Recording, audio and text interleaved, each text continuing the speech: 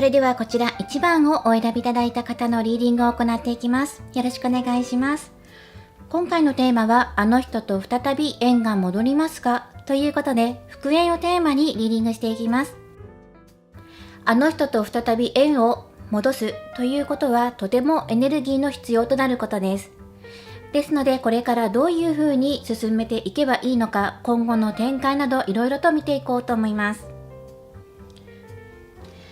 それではまずはお相手様とあなた様の過去、現在、未来と現状とか状況とかその時の環境とかを出していきます。こちらはタロットカードとルノルマンカードでそれぞれもらっていきます。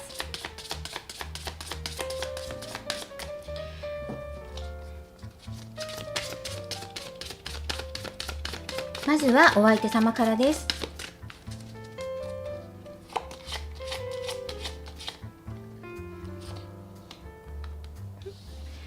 はい、まずがワンドの2、強行、そしてカップのクイーンの逆位置ですね。そして次はあなた様を見ていきます。あなた様の過去がカップの6の逆位置、そして現在です。現在がワンドの9の逆位置、そして今、失礼しました。未来なんですが、未来はペンタクルスのナイト。これうさぎさんのタロットカードはそれぞれ置き換えられていまして、ワンドがスティック、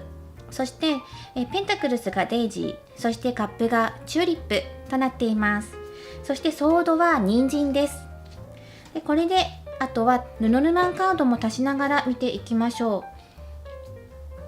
それではルノルマンカードはこちらからもらっていきます。お相手様からそれぞれ見ていきます。そしてその次があなた様です。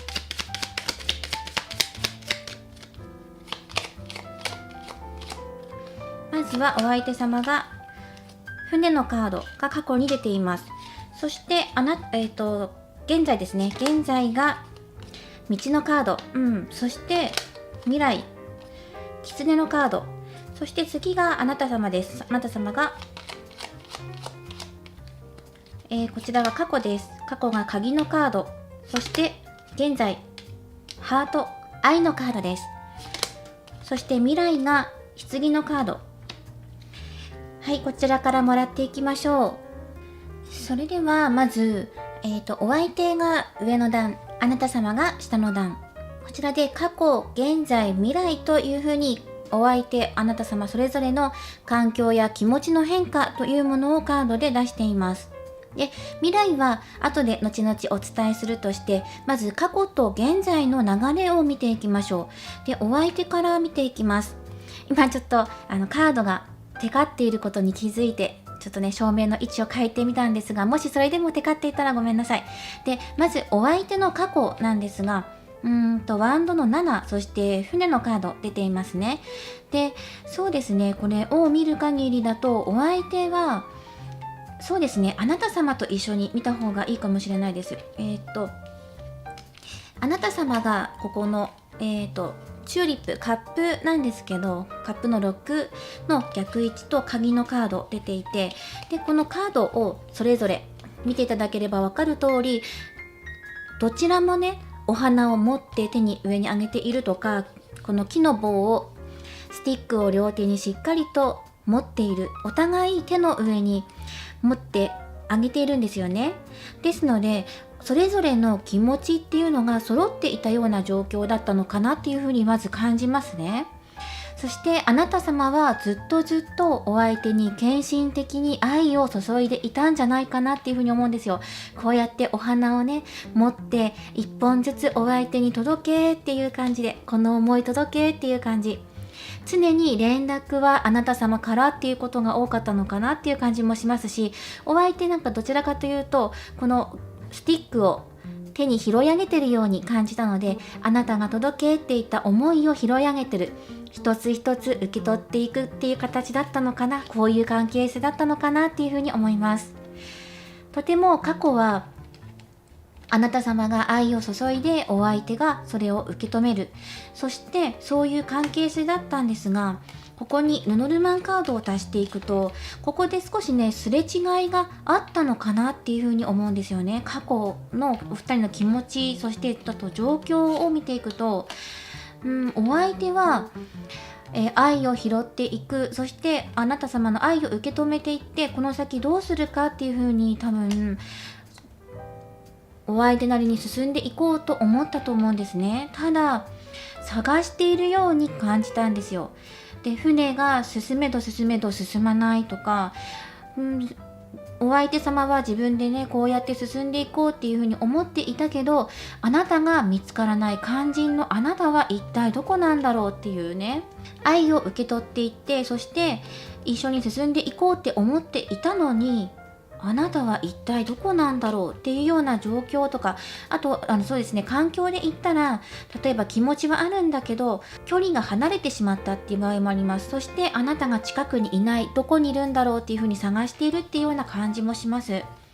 で、あなた様の方も鍵のカード、これなんかねこう電柱みたいに思えたんですよ。今回柱みたいに思えて、そこに手をついて佇んでいる、待っているっていう感じに見えたんですよね。探しているようなカードと、立ってね待ち合わせ場所で待っていますよっていう感じもしたので、私はここにいるんだよってあなた様が主張していても、お相手がそれになかなか気づかない、なんか2人がすれ違ってしまったんじゃないかなっていうふうに思えたんですね。これ今回あなた様が、この愛をね届けるっていう風に感じたんですけど、これでもね逆で入っていたので、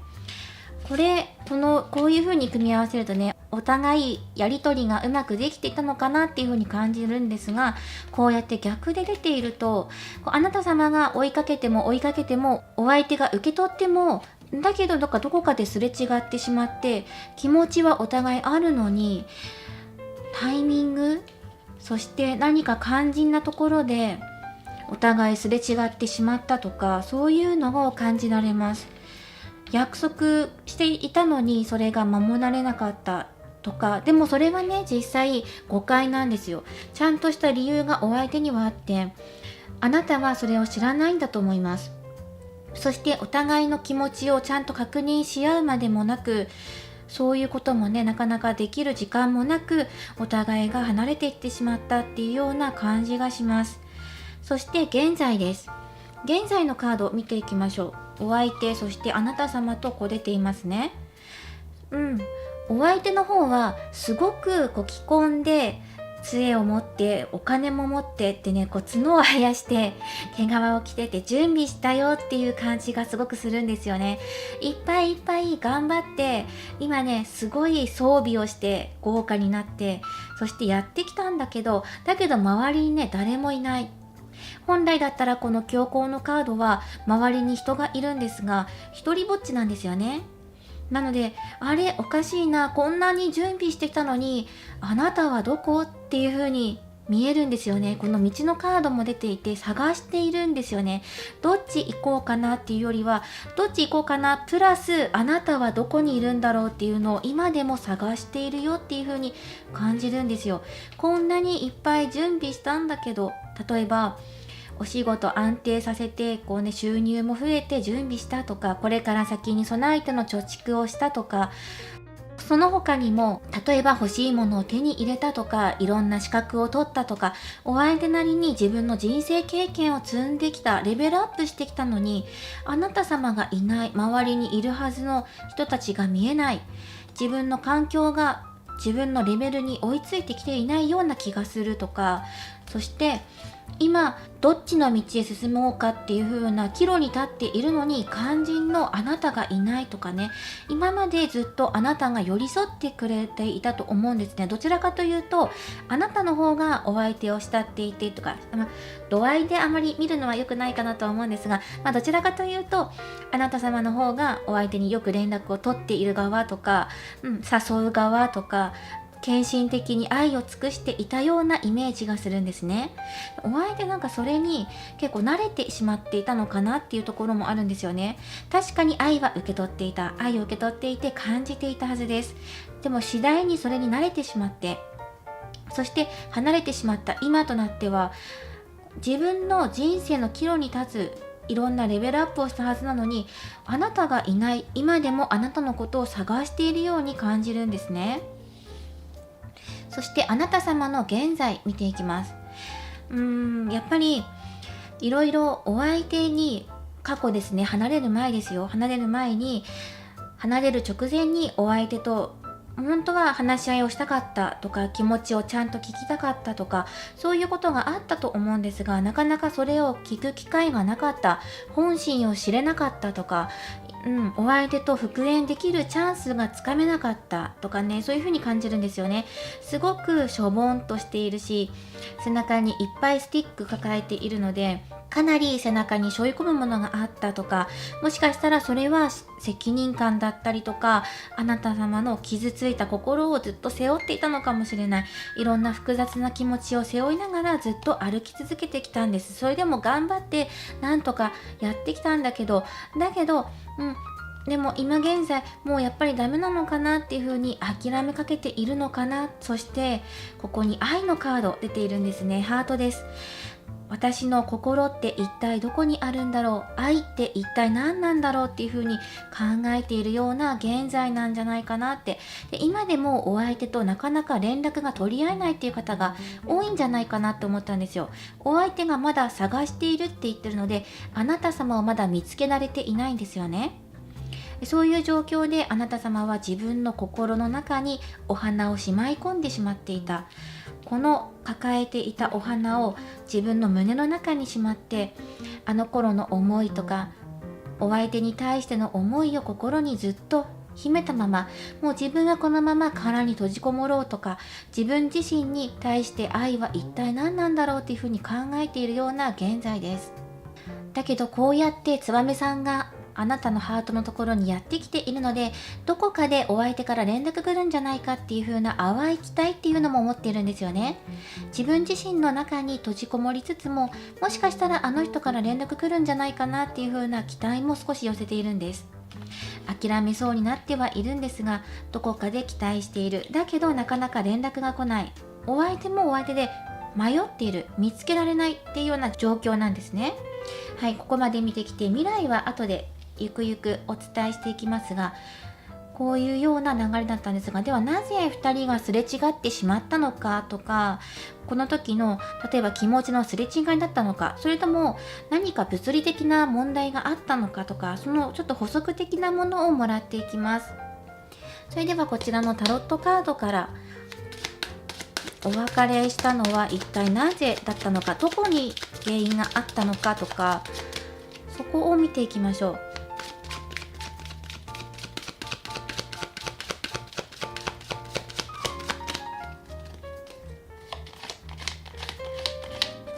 はい、お別れしてしまった原因、ペンタクルスのエース出てきています。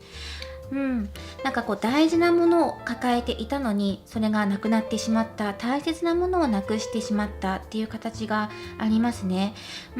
そうですね。ちゃんと手に持っていたのに、それが逆さになって出てきているので、やっぱり掴みきれなかった。で、あとは形のあるものっていう感じがするので、2人にとっての物理的なものというのも関係しているかもしれません。距離だったりとか、周りの環境ってこともあるかもしれませんね。もう少し見ていきましょ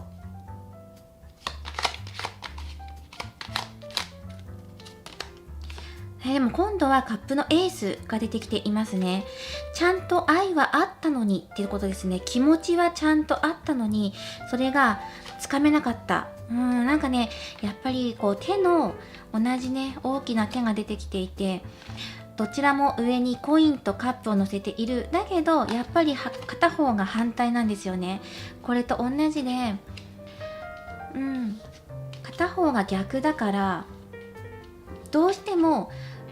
愛はあった、気持ちはあった。だけどそれに伴うものがまだ、例えば準備ができていなかったとか、環境がそれを邪魔したとか、それで受け取れるものが受け取れなくなっていってしまったとか、そういうようなことが入ってきます。例えば時間っていうのが入ってくるので、お相手があなたとデートする、あなたに誘われて会いに行く、もちろんそこには2人の愛がちゃんとそこにあって、気持ちがあって一緒に遊んでいくんだけど、だんだん会う時間が少なくなっていってしまったとか、それはお相手のお仕事が忙しかったのかもしれない。過去より現在の方がレベルアップしているので、お相手が例えば資格を取るためにとか、もっと仕事で頑張んなきゃとか、もっと成果を残さなきゃっていう感じで頑張っていく、そのためにデートの時間がどんどん削られていくとか、お相手が頑張る反面会う時間がなくなっていったとかね、時間っていうのがすごい入ってくるんですよね。だけどちゃんと気持ちはあったんだよってことも言ってるので、気持ちが離れたわけじゃない、時間がなかったんだっていうように感じます。時間のやり取りだったりとか、時間がスケジュールがうまく合わなかったとか、そういう時間的なものとかタイミング的なもので、お相手とあなた様の2人の波動っていうか、タイミングっていうのが合わなくなっていってしまったのかなっていうのを感じますね。では、そうですね、そうしたらお別れした時のお相手の思いとか、そのお別れした原因とかちょっと見たんですが、今現在どう思ってるのかっていうのを見ましょう。お相手今現在どう思ってるのか、悩んでるとか、あなたを探してるとか、今ちょっとね自分がレベルアップしてさらなる選択へ向かおうとしてるんですよね。そこに今あなたがいないっていう感じで感じるんですが、お相手さらに今どう思ってるのか、気持ちを見ていきましょう。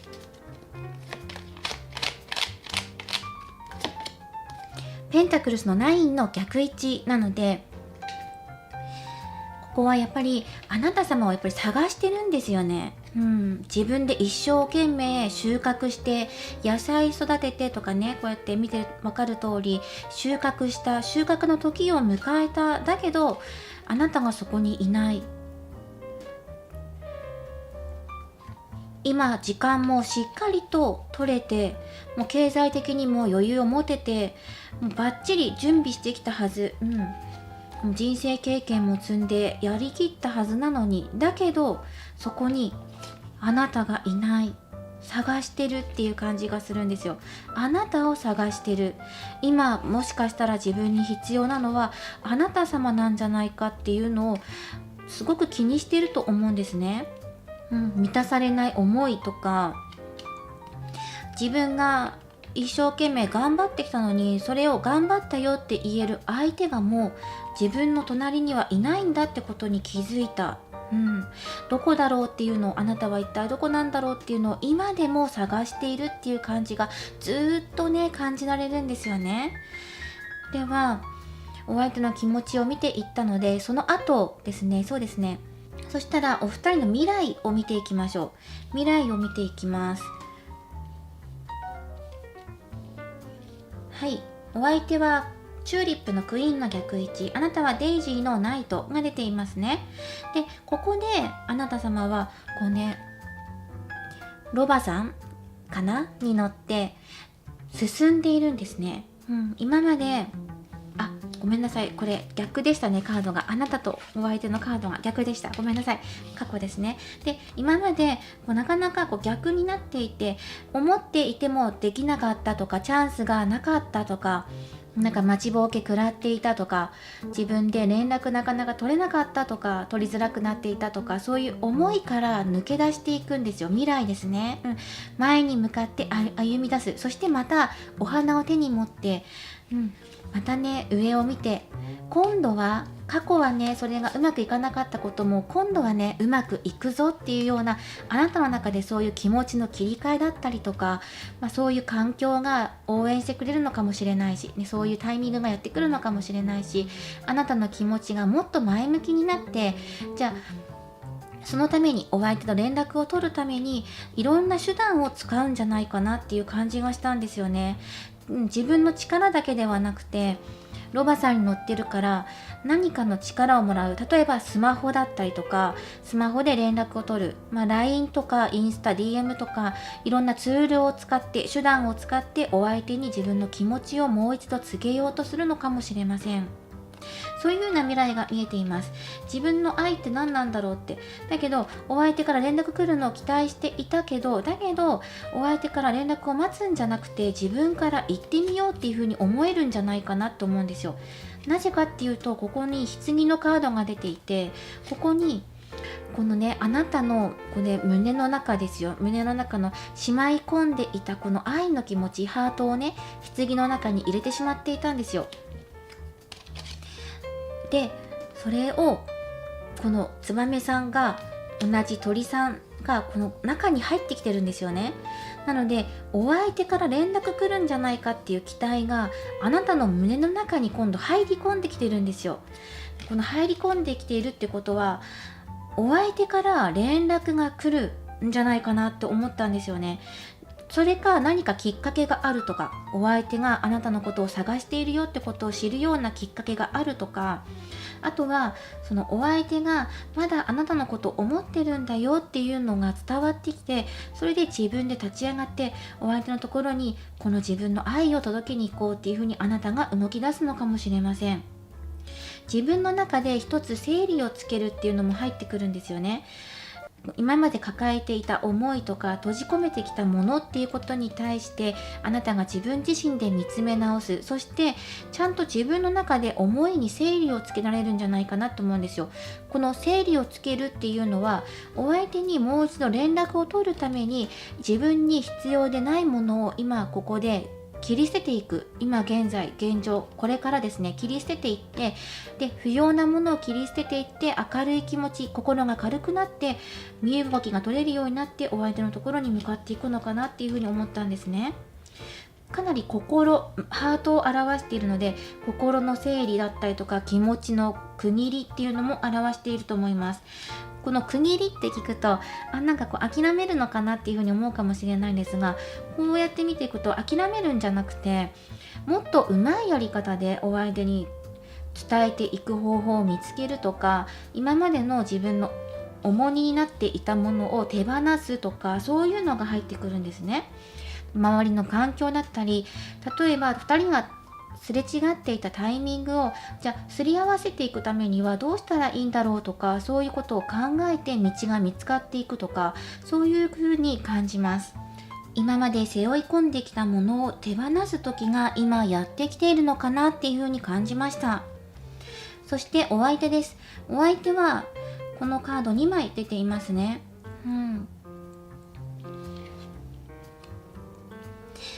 やっぱりこうやって頭にねチューリップ飾ったりとかして、少しおしゃれしてるんですよね。着飾ってるのやっぱり。そしてこのチューリップはこの過去のあなた様のところにも出ています。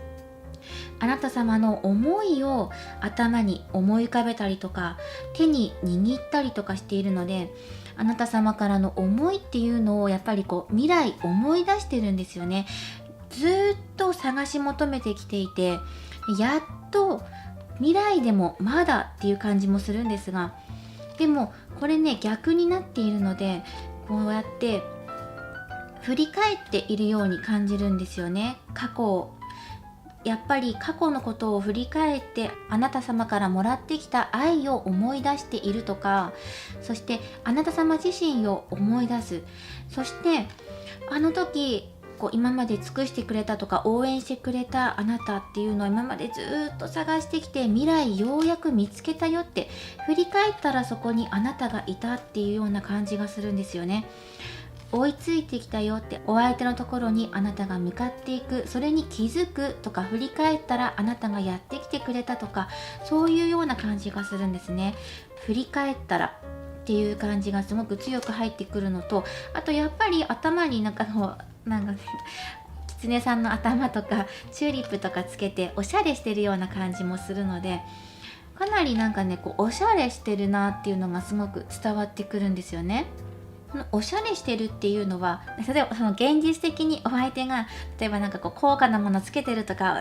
センスがすごく良くなったとか、そういうことではなくて、お相手自身が自分の人生経験をすごく積んだのかなっていう感じがするんですよね。あなたと離れた間のうちにその人生経験って何なのっていうと、あなたを失ったことで得た学びっていうのがあるのかなって思うんですよね。例えば時間のズレっていうのが原因として出てきていたので、この時間のズレのことに対してとか、タイミングだったりとか、巡り巡ってくるものとか、そういうものを感じて学んでいったとかね。例えばもう現実的に言えば対処法を見つけるとか、今度からこういう風にしたらよかったんだなとか、もうちょっとああいう風にしたらよかったのかなとか、そういうことを振り返って、そしてやっとここであなたを見つけるっていう感じがするんですよね。探して悩んで見つける、そういうような流れに感じました。拾い集めて、でも離れた後にレベルアップしたけど誰もいない。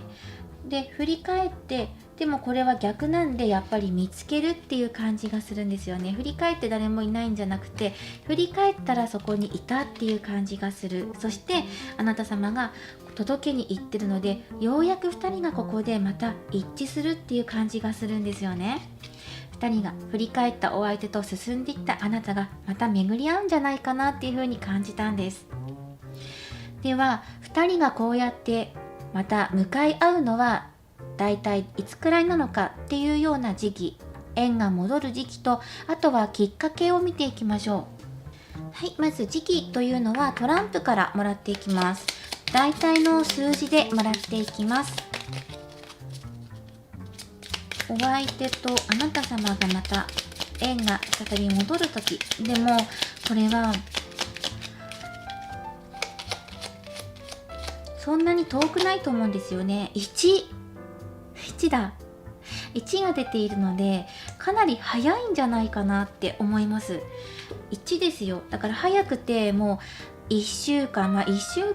2人が離れている期間にもよるんですね。どれぐらい離れてるかにもよるんですが、離れている期間がどれぐらいあったかっていうことにもよるんですが、1週間、でも1ヶ月っていうのが妥当かなっていうふうに今ね、この流れを見ていて思いました。ただきっかけがあれば、タイミングさえ合ってしまえばもう早いのかなっていうふうに思うんですよね。もうすぐそこまで来てるんじゃないかなって、ふと見上げたらそこにあるとかね、もう気づくのが早ければ早いほど早くなるよっていう感じもするし、あなた様が動けば動くほど、その時期が早まるんじゃないかなっていうのも感じられます。なので本当に早ければ1週間とか、そんな1のつくタイミングですよね。で1ヶ月くらいっていうのが大体の標準かなと思いますね。もしくは1のつく日とか、11日とか21日とか31日とか、あとは11時とか、そういう時間日にちっていうのも1っていうのを気にしてみてください。ではきっかけを見ていきましょう。どういう時に2人がまた顔を合わせることができるのか。もうお相手はずっとあなた様を探してるっていう感じがするので、気持ちがずっと切れてないよっていう風に感じるんですよね。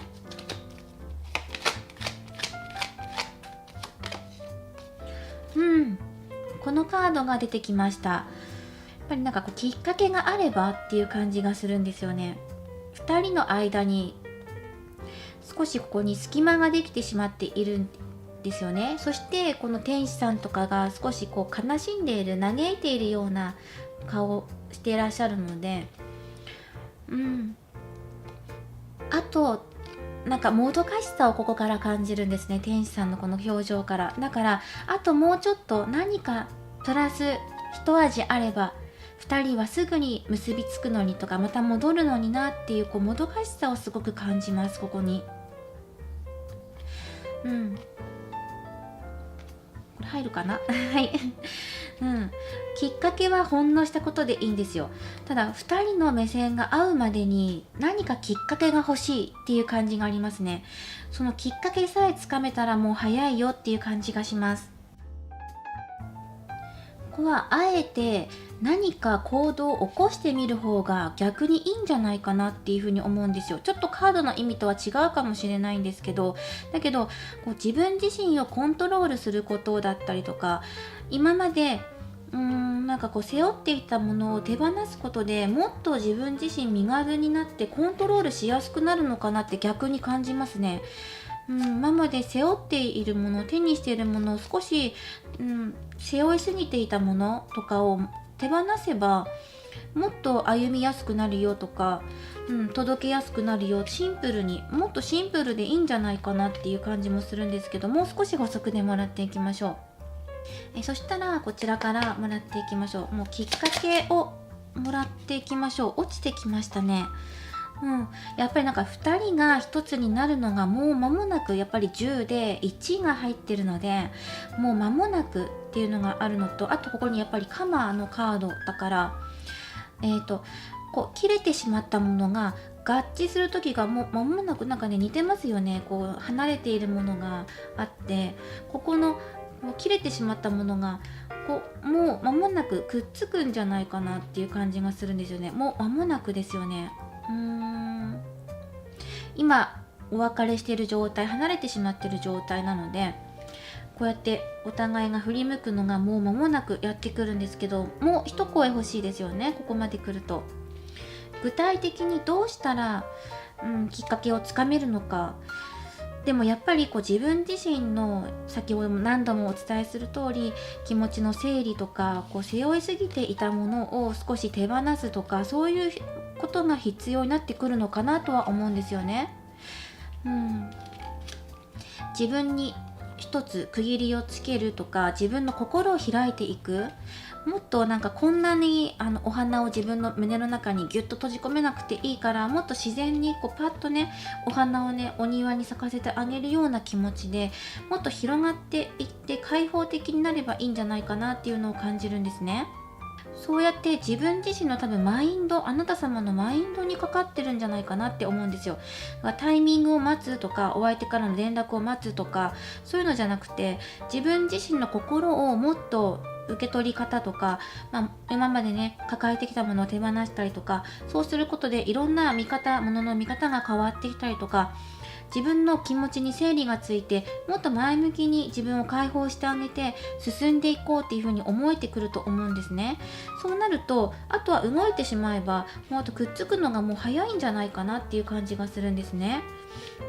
お相手はしっかりともういろんな準備ができているっていうような状態であるので、あなたを迎え入れる、なんだったら探しているからこうやってきてくれると嬉しいなっていうような感じがするんですよね。あなたがやってきてくれて、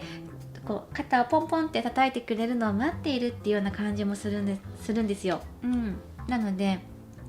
一つアクションが欲しいところではあります。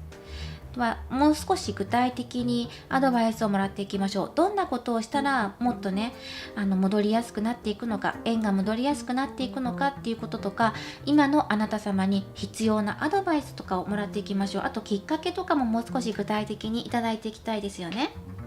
ということで、もう少しもらっていきます。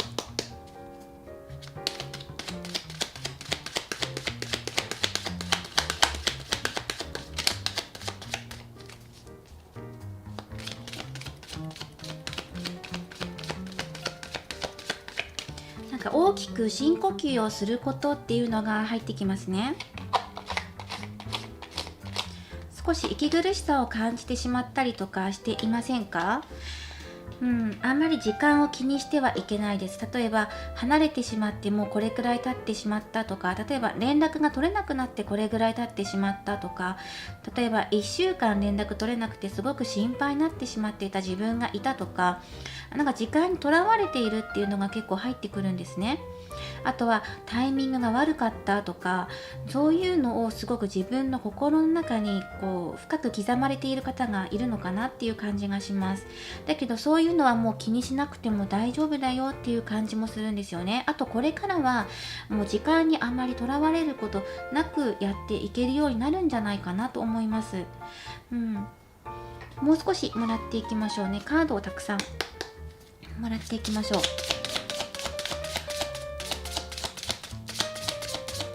自分たちで、動けばまた普通に戻れるんじゃないかなっていう流れ的に感じますね。とてももどかしさを感じること、太陽、もどかしさを感じることと、あとお相手ずっと探しているので、なんか他に好きな人ができたとかそういうのあまり感じないんですよね。ずっと探してるっていう感じがするんですよ。なんでこんなすれ違っちゃったんだろうとか、なんでこんな思いしなきゃいけなかったんだろうとか、今までなんか気持ちが通じ合ってきたはずなのにとか、そういうのがすごく感じるんですね、お互いから。そして、未来はなんかね、ようやくね2人がまたねくっつくっていうね、振り返る、向かっていくっていう感じもするので、未来はとても明るいんですよ。でもすごくもどかしかったんじゃないかなっていう感じがするんですよね。でやっぱりこう丸いものがかなりこう入ってきているので、かなり2人のつながりってここもね丸々丸で入ってきているので、もう丸く収まる、なんかね一つきっかけがあれば丸く収まっていくんじゃないかなって、あなた様が一人で連絡をねずっとね待っているようなことはもう終わっていくよっていうのがもう伝わってきています。そしてアドバイスのカードに太陽が出ているので、何かこう自分の気持ち、閉じ込めてきた思いとかがあるんだったら、もっとこう外に出していっていいんじゃないっていうのを感じるんですよね。太陽が出てきているから、あなたの心も太陽みたいにもうみんなの前に出しちゃっていいんじゃないって、お相手に出しちゃっていいんじゃないっていう風に感じます。はい、こちらのカード、そう、一つ一つ自分の中でクリアしていこうっていう感じもしますね。こう綿毛をふーっていう風に振りまいているように、少しずつ自分の思いっていうのをやっぱり解放していくんですよね。このあばら骨、肋骨にしまい込んできたこの自分のお花、思いとかね、お相手への期待とか、そういうものをもうどんどん自分を解放していくことっていうのがすごく大切になってくるのかなっていうふうに感じますね。これを見ていると、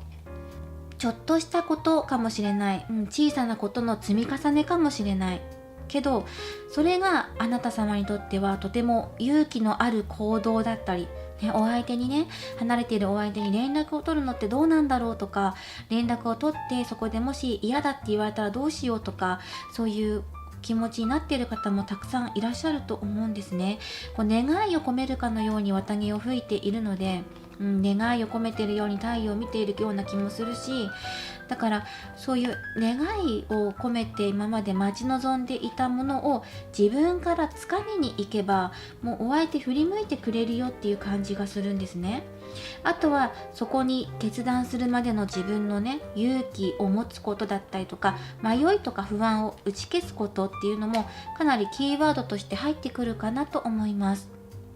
大きな行動に出るっていうのはとても勇気のいることですよね。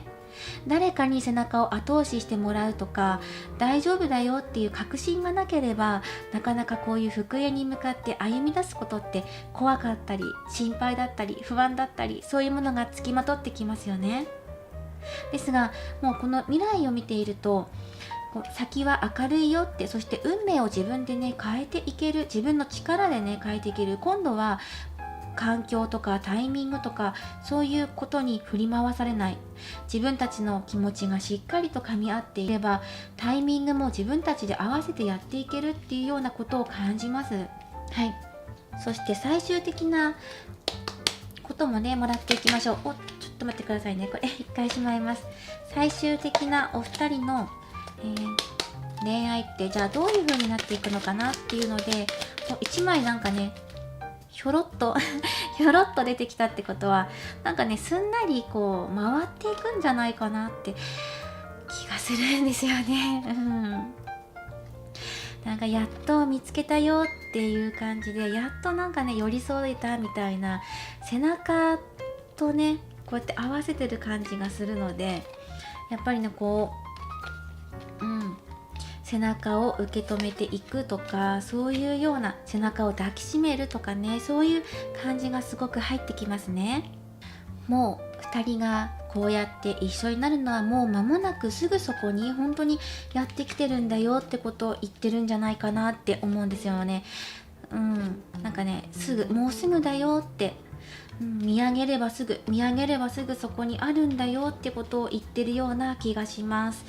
もう2人がこうやってくっつく未来がもう待っているから、あとは、ほんの少し自分に勇気を持って連絡してみようとかね、そういう自分のアクションっていうのがかなり鍵になってくるかなと思います。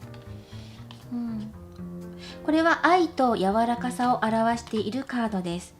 あなた様が今大きな行動に出るために、ご自身の愛、そしてあなたの中の心の柔らかさ、もともと柔軟性があるんですよね。あなた様が心に柔軟性があるんですよ。そして対応力もかなりあったはずです。で、自分からお誘いとかしてお相手の予定に合わせたりとか、スケジュール合わせたりとか結構していたと思うんですね。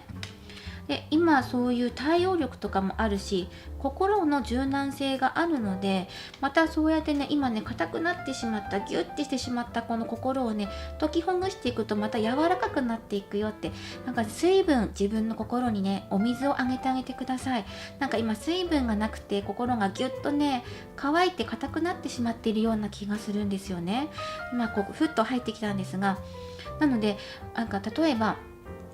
自分の心に水をあげるってよくわからないなっていう感じもするので、もう具体的に例えば水分ちょっと多めにとってみるとか、もちろん今寒い時期、リアタイでご覧になっている方は寒い時期なので温かい飲み物でもいいので、何か飲み物を飲んで体に補充してあげるとか、水分補給をして体を潤すとか、例えばお風呂に浸かる、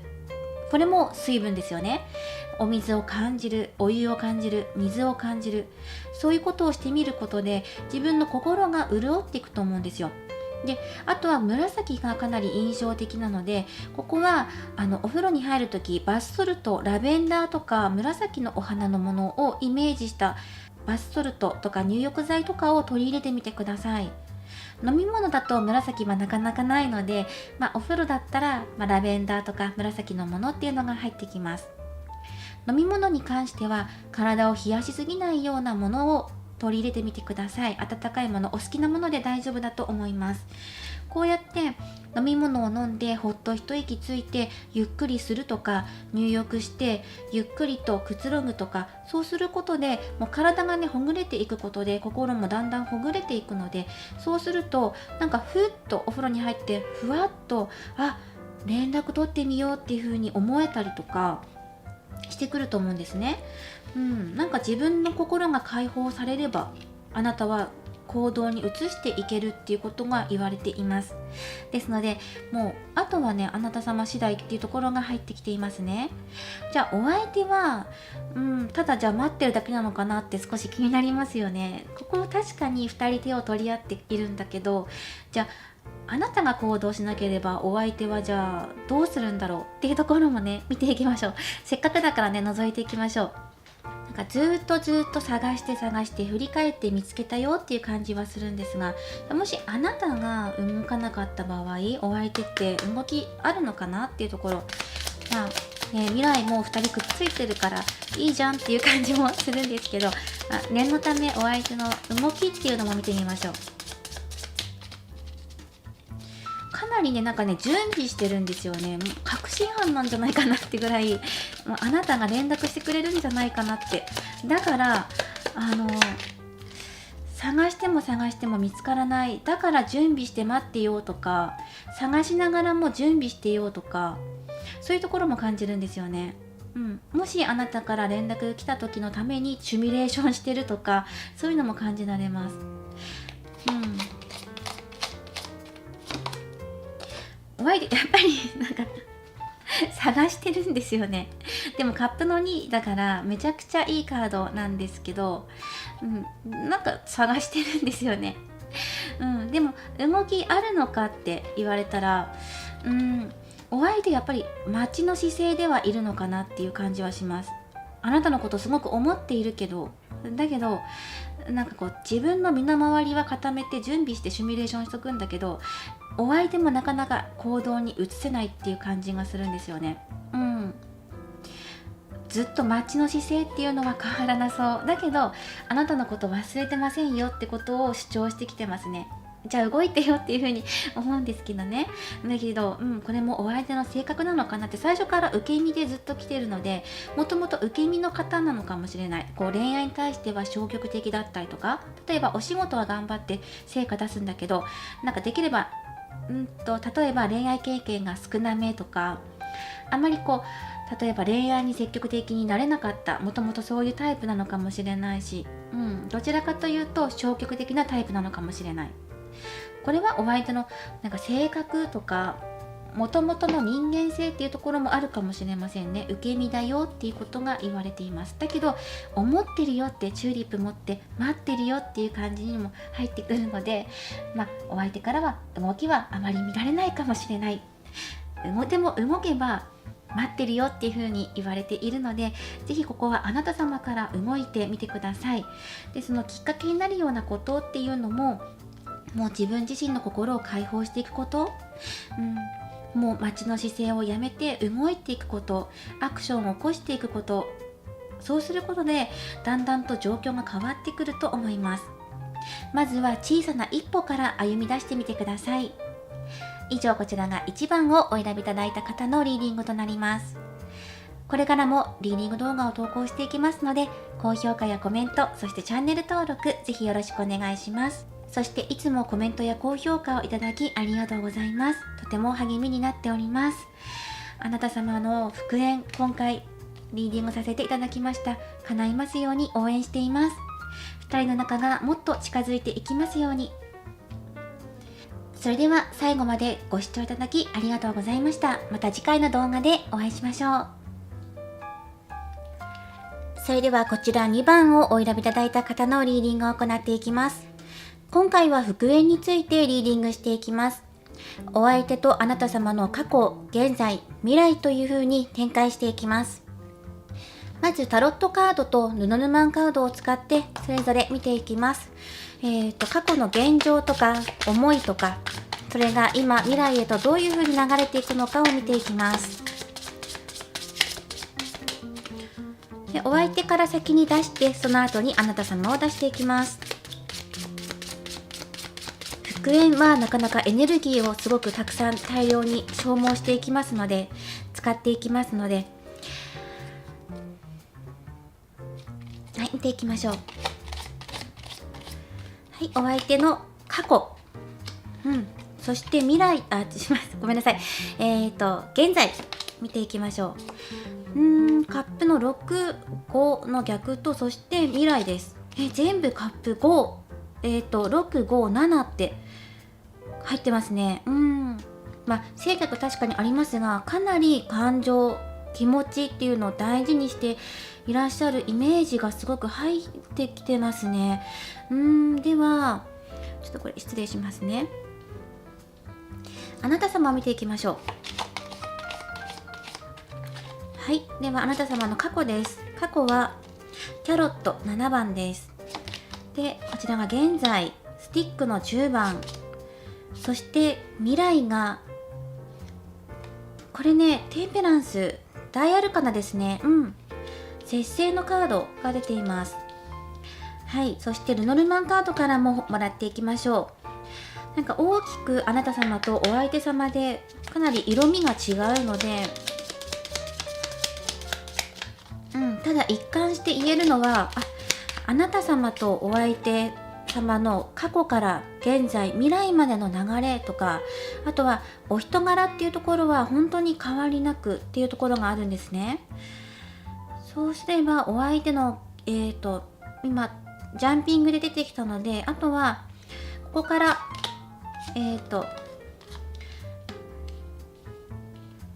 現在と未来を見ていきます。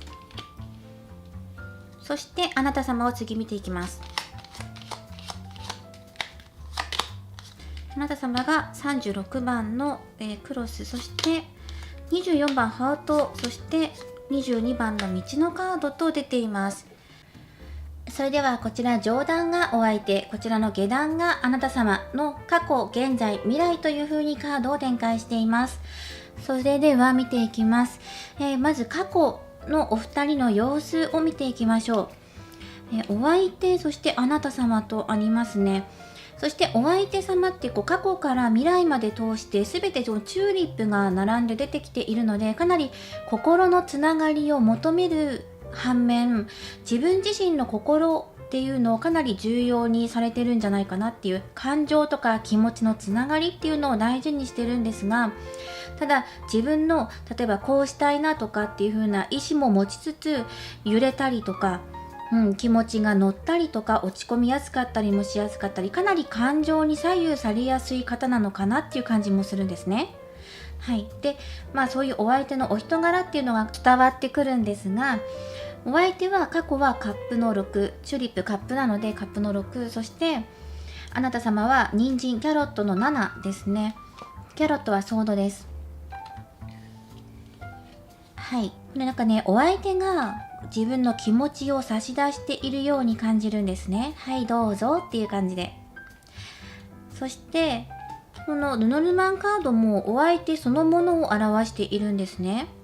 ここ少しね、分かりづらいんですよね。お相手かなりモテる方なのかなっていうのは感じるんですよ。そして愛を囁いているんですが、これは一体誰にっていうのが少しね、入ってくるんですよね。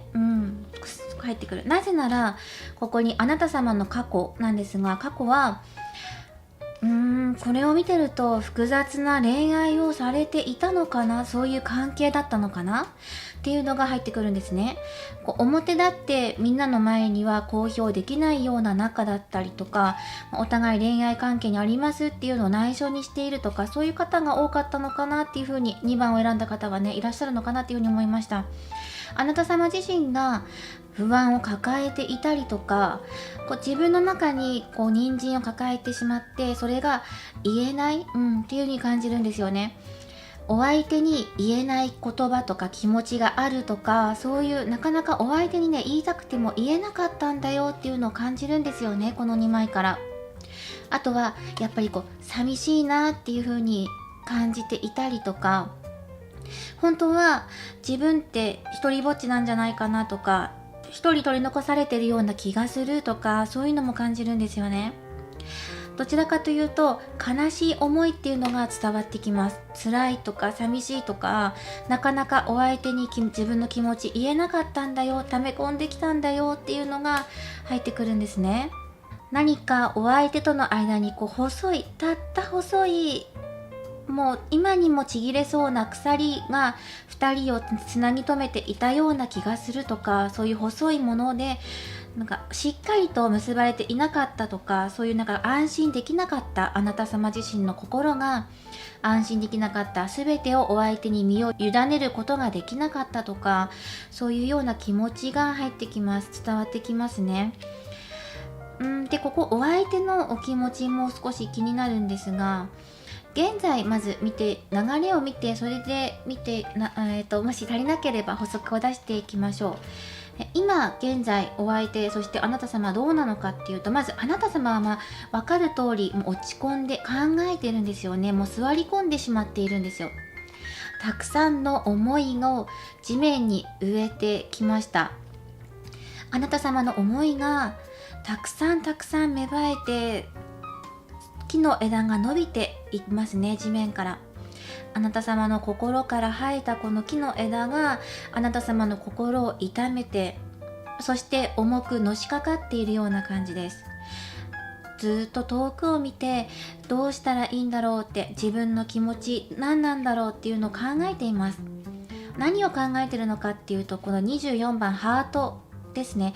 ご自身の気持ちだったりとか、あとは愛を表すカードでもあるので、自分って愛されていたのかなとか、本当の愛って何なんだろうとか、愛について考える、自分が愛されていたのかなとか、そういう愛し愛されてるっていう関係って何だったんだろう、どういうものなんだろうっていうのを考えているような現状が見えてきます。自分の心に鍵をかけてしまっているようにも感じますね。閉じ込めてしまってるんですよね。この木の枝から出てくるはずのお花が出てこれないようになってしまっているように感じるんですよ。自分の中の気持ちとか、本当は開かせたいもの、花開かせたいものをずっと抱えてきたまま、これを胸にずっとしまってる、今でも言えないっ誰にも相談できないとか、ずっと一人で考えているような気持ちが伝わってきます。そして考えていることは愛です。自分がこの先どういう風にしていけばいいのかっていうこの未来すらまだ今は見えていないような状態、とても深く悩んでいるっていうのが入ってきます。ではお相手の現在の状況です。これね現在は少しね、これチューリップの5番、チューリップを逆さまに持ってるんですよね。今まで上に掲げてきたものを逆さまに持っていて、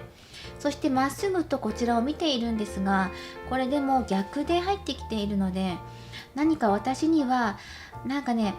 自分の気持ち見ないでっていう風に感じるんですよね。このチューリップっていうのは気持ちを表しています。愛情とか気持ちです。なので今お相手が抱えている気持ち、本音を見ないでとか、あまり本音を人に話したくない時期だとかね、あとはあまり誰にも見られたくないとか聞かれたくない思いを持っているとか、そういう風に感じたんですよね。今はまっすぐと直視してほしくない、っていう感じがするんですよね。目を閉じているし、ただ願ってるんですよね。スターが胸の中にあるので、胸にスティック持ってるので、ここの胸に光るものを宿してるっていうのがとても感じるんですね。何かとても願っている、希望があるとかね、輝いてるものが自分の気持ちの中にお相手はあるんですが、それを誰にも見てほしくないとか、自分の中にまだ閉じ込めておきたいとか、本当は心の中に光を感じているんだが、だけどそれはまだ今はねっていうところがあるんですね。こういう現状とかを見ていって、このお相手過去、誰に対して愛を囁いていたのか、複雑な関係が見えてくるので、他にもお相手がこのお相手にいたんじゃないか、好きな方に他に相手がいたんじゃないかっていうのを少し補足でもらっていこうと思います。それはこちらのタロットカードからもらっていきましょう。お相手の過去、他に好きな方がいたのかっていうことで、ここに1枚もらっていきます。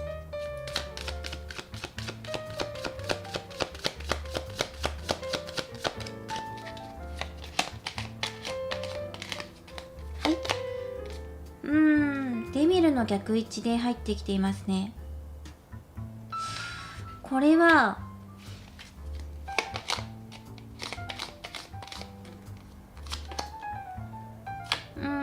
ペンタクルスのナイト、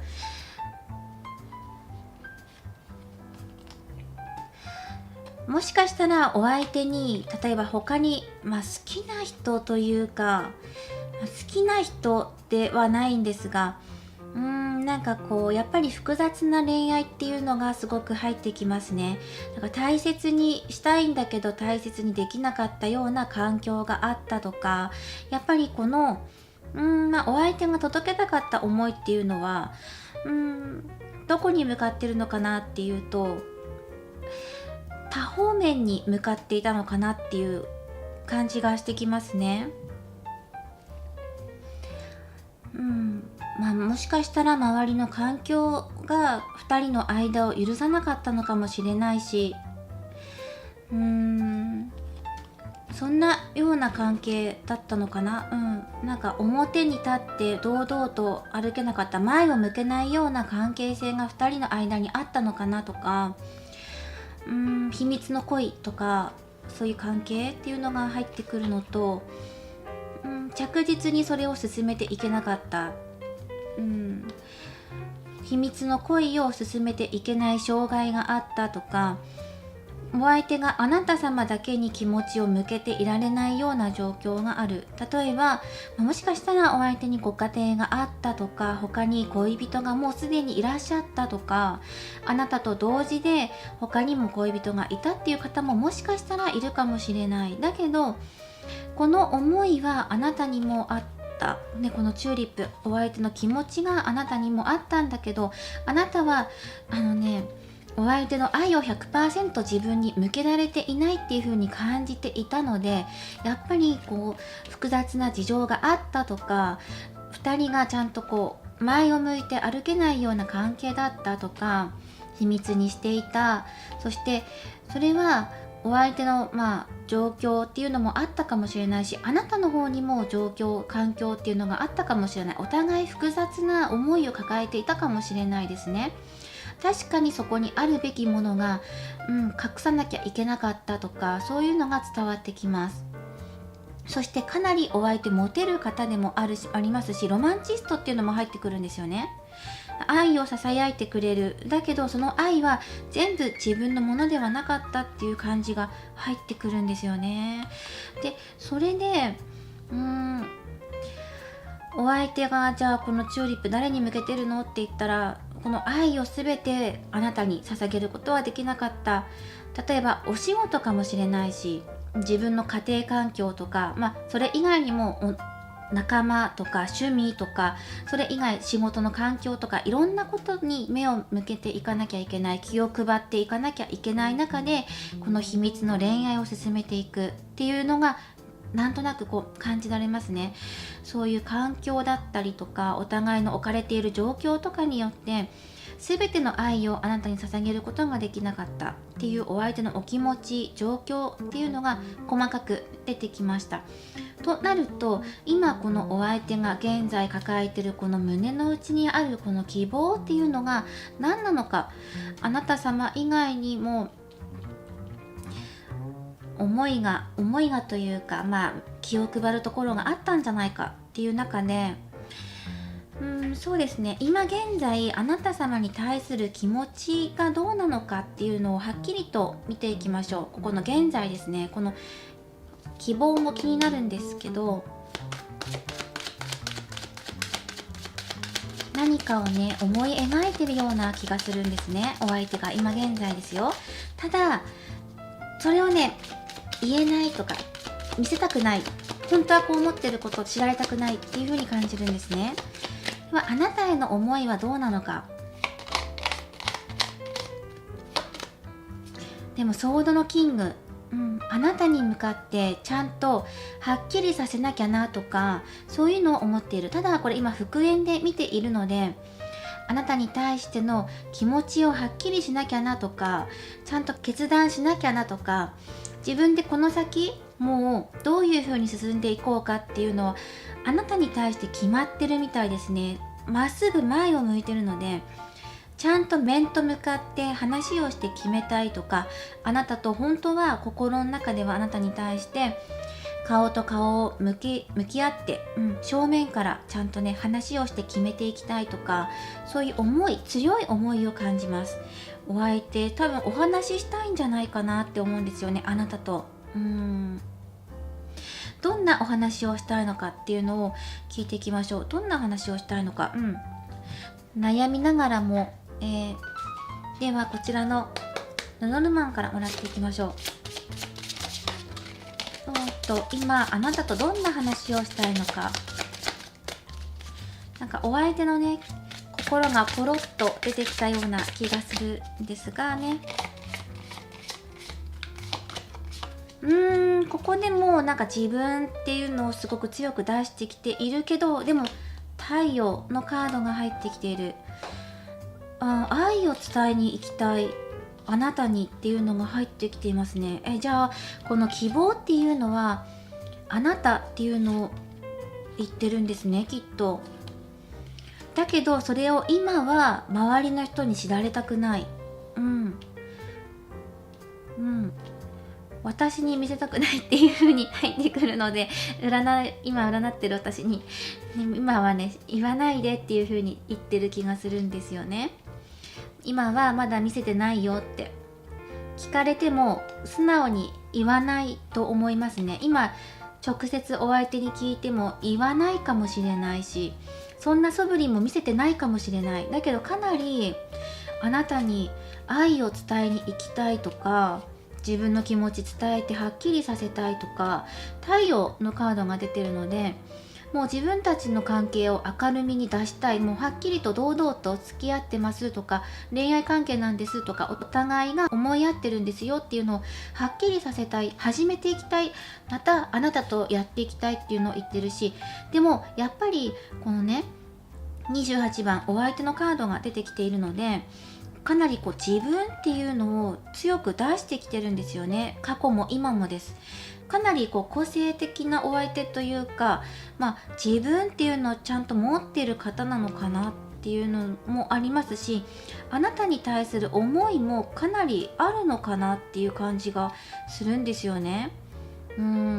だけどあなたはまだそれを知らない。だけどもうすぐ愛を受け取る時がやってくるんじゃないかなっていう感じはするんですが、未来をね見ていきましょう。あなたとやっていきたいとか、自分の胸に抱えていることはあなたですよってことをお相手言ってるんですが、未来見ていきます。未来ね、お相手そう決めるんですよね。どうするかっていうのを。そして今現在見せないよって言ってたんですが、これをね見せていこうっていう風にやっていくんですよね。今度ね、自分の心を開いてあなたのところにやってくると思うんですよね。これから自分でこの先やっていこう、決めていこう、決めたから動いていこう。どう動くのって聞くと、今考えてることですよ。あなたとお話しして決めていきたい、この先どうするかってこととか、それはどうするかっていうのは、お相手の中には明るい希望だったりとか太陽っていうのが入ってきてるから、光のある方、温かい方、そういう関係を求めてお相手はやってくるんだと思います。そして自分の例えば殻を打ち破ってくるとか、自分の環境を壊してでもって言い方ちょっとおかしいですけど、自分の環境を変えてでもあなたのところにやってくるとか、そういう大きな決断をするんじゃないかなっていうふうに思うんですよね。お相手はかなり心のつながりを求める反面、自分自身と向き合っていかなきゃなっていうのを実際ね、心の中では考えています。そして自分自身と向き合った結果、自分の心の扉を開けていく、これがお相手の流れとしてテーマとしてありますね。自分で自分と向き合って自分の心を開けて、そしてあなたに向かっていくよってことを言われています。決めたんだっていうのを言ってるんですよね。ではあなた様の未来見ていきますね。未来は節制の逆位置、なかなか安定しないってことを言ってるんですよね。バランスがうまく取れない、これは何のことなのかなっていう感じもするんですが、あと道のカードも出てるから、やっぱり悩んでるんですよね。決断の時がもうすぐやってきますよっていうことを言ってます。そして今どっちに進みますか、どの道に行きますか、どれを選びますかっていう、そのご自身の人生の岐路に立ちますよってことを言われているのと、あとこれバランスを取るためにどうすればいいのかっていうのもテーマになるんじゃないかな。あなたが今決めるときやってきてます。そのためにバランスがうまく取れないから、バランスうまく取らないといけないんじゃないかなっていうのをね、教えてくれてる気がするんですよね。これがあなた様のテーマになりそうですね。かなり不安定な状況でずっと過ごされてきました。こうなってくるのがだんだん長ければ長いほど、自分を責める期間が長ければ長いほど、ネガティブな思いを重ねれば重ねるほど、自分自身を肯定してあげる気持ちってなくなってくるんですね。ポジティブになれなくなってくるんです。だんだん立ち上がる力すらなくなってしまっていくんですね。ここをいかに自分で立ち上がっていくのかっていうのがテーマになるんじゃないかなっていうふうに思います。ただお相手はしっかりとした意志を持っています。そしてあなた様がもしお相手とまた再びね、縁を戻したい、あの頃のように戻っていきたいってもし願うのであれば、それはもう間もなくその選択の時期がやってくるよってことを言われています。あとはここですね。これね、節度っていうのも入ってくるので、例えば周りの人に自分たちの関係を表向きにしていくのであれば、じゃあどうやってやっていけばいいんだろう、どういうふうに環境を整えていけばいいんだろうっていうのもあるんですよね。2人が一つになっていくためにはとか、2人が顔をね向かい合っていくためにはとか、みんなの前で2人で手をつないで歩くためにはとか、そういう感じです。でもお相手はそれをね、周りの環境を自分の中で変えてやっていきたいと思っている。そしてあなたと新しい関係を積み重ねていきたい。またね、再び一度壊れたものでもまた再び築き上げていきたいと思ってる。今度はこの2人の間に何が必要なんだろうか。そしてあなた様にも自分自身の環境とか心のバランスとかの調整が入ってくる時期にもなっていきます。ここでアドバイスをいろいろともらっていきましょう。まずどういうことをすればお二人の、縁が、戻っていく時期が早まるのかっていうアドバイスをもらっていきたいんですが、そうですね、まず先に、結果から出していきましょう。2人の縁が戻る時期を見ていきましょう。数字としてトランプからもらっていきます。飛び出してきたんですが、これちょっと数字が書かれていない、ちょっと特別な感じがするので、もう1枚もらいましょう。なんかね、きっかけがあるよっていう感じがするんですよね。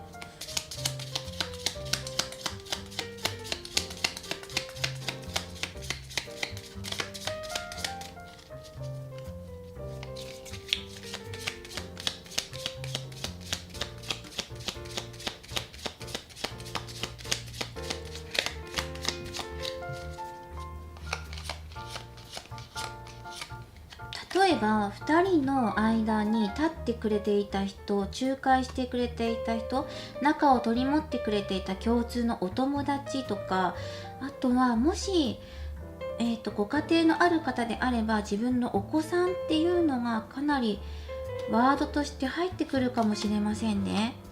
そして番号としては11、ナンバーは11なので、11週間後、約2ヶ月半とかぐらいから3ヶ月くらいまでの間とか、あとは11っていうのがナンバーなので、11日後とか11週間後、11のつく日とかね、そういう感じですね。ただなんかね、お子さん、子供が2人いるのと、あと2人ともね、あるものに手を出そうとしてるので、何かきっかけをつかもうとした時とか、なんか落ちていたものを拾おうとしている時とか、欲しかったものに手を伸ばす時とか、手を伸ばすっていうのがワードとして入ってくるんですよね。ここに手を伸ばす、それはお相手から手を伸ばしてくるのかもしれないし、あなたから手を伸ばすのかもしれないんですが、お互いにとって欲しいものです。甘いもの、欲しいもの、自分たちの欲しかったもの、お相手の胸にあったもの、手を伸ばす時が11の時にやってくるよってことを言われています。ただこれ引き止められてる感じもするので、何か揺れるところがあるんだと思います。一回その経験を乗り越えて、例えば周りの人とか環境とかに引き止められても、それでも手を伸ばしてくるとか、そういう感じのきっかけが感じられますね。そういう時っていう感じがします。きっかけももらっていきましょう。どんなきっかけで2人の縁が、近づいてくるのかとか、今離れている縁が近くなってくるときはのきっかけ、きっかけをもらっていきましょう。飛んできてますね。はい。何かこれはあなた様が動き出すときっていう感じがするんですよね。あなた様っていう感じがします。馬に乗って動き出しているとき、あなた様が行動に移した時、つまり未来ね、今ね、近い未来にあなたはね、人生の岐路に立ちますよとか決めていきますよっていうことが言われていますが、これを決めた時とか、人生の岐路に立った時、どの道を選ぼうかなとか、どういう風にしようかなとか、人生の岐路って言ったら大きくなっちゃうんですが、もっとちっちゃいことでもいいんですけど、自分がどっち行こうかなって悩んで決めた時とか、例えば転職する時とか、引っ越しする時とか、環境を変える時、あとは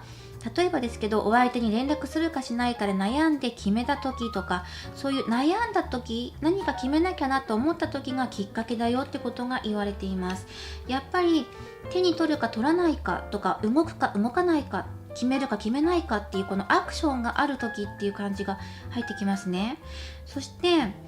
あとはね、これはね、カードの意味としては、この愛ね、信じていっても大丈夫っていうようなカードが意味としてあるので、あなたがこの愛をつかみ取っていく自信がみなぎってくるとか、前向きに捉えられるとか、お相手とやっぱりこの人しかいないんだっていう風に思える時っていうのがきっかけとしてあるんじゃないかなって思うんですよ。お相手を信じていっていいんだとか、もう一度お相手を信じてみようとか、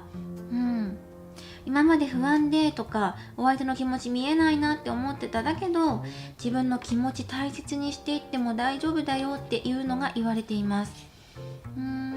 それが確信が持てた時、2人の縁が再びまたね近くなっていくっていうのが言われていますね。あとはあなた様のこのねテーマをもらっていきましょう。未来どういう風にしていけば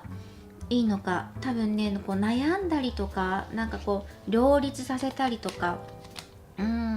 もっと環境の整理をつけていくとか、そういうのもあるんですね。ここに対してのアドバイスもらっていきましょう。ではタロットカードからまず1枚もらっていきますね。あなた様にもっと、飛んできたのが1枚もらっていきましょう。これねよいしょ、ハイロワント強行のカード、なんかやっぱりね決めていこうねっていう強い力を感じますね。ここからなんかもしですけど、一部の方では、例えばあなた様が婚姻関係にあって、でそのまま複雑な恋愛をされている方であれば、あなた様がその婚姻関係を解消していくっていうのがまず一つ入ってくるのと、これは全ての方に当てはまるわけではないので、そういう風にね全て受け取らないでくださいね。これがまず一つあるのと、あと一部の方はそうなんですけど、そうじゃないよっていう方とかは、自分自身が学びをもっとね掴んでいく時とか、環境をしっかり変えていく時とか、迷っていたことにちゃんとはっきり決断つけていくんだよっていうのがアドバイスとしてまず入ってきています。解決しますって、悩んでることが解決するためのヒントだったりとか、例えば教えてくれる人、導いてくれる人が出てきたりとか、こういう風にするといいよっていう専門的なアドバイスをもらうのかもしれないし、なんかね約束できるっていうのが言ってるんですよね。この迷いを解決できるきっかけとなるものとか、約束してくれる確かなものを得ることができていくんじゃないかっていうアドバイスが入っているのと、次々もらっていきましょう。なんかねしっかり自分の意思をね貫いてねっていうのが入ってきますね。掴み取っていこうねっていう。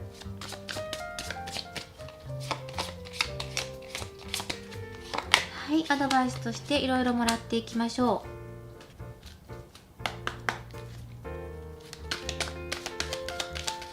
う。今までの自分の不安とか、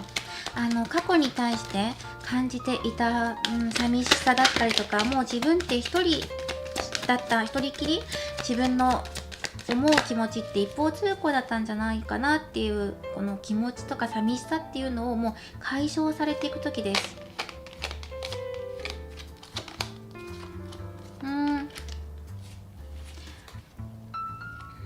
なんかでもなくしたものをねやっぱりね見つけていこうっていうのがね入ってくるんですよね。今まであなたが過去に見落としてきたものがあるかもしれないとか、過去に対して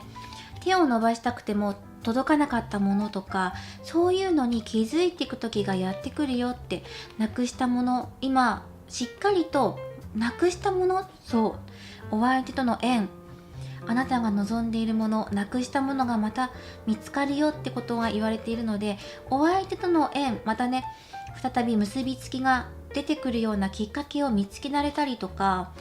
それは自分の過去にあった思いとかを、自分の中でちゃんと整理した時っていうのがあるのと、やっぱりね時間っていうのがあるのでね、時間はとっても大事なんだけど、でもいつまでも過去のことばっかりにとらわれていたりとか、例えばお相手のね昔の恋愛のこと、恋愛事情だったりとか、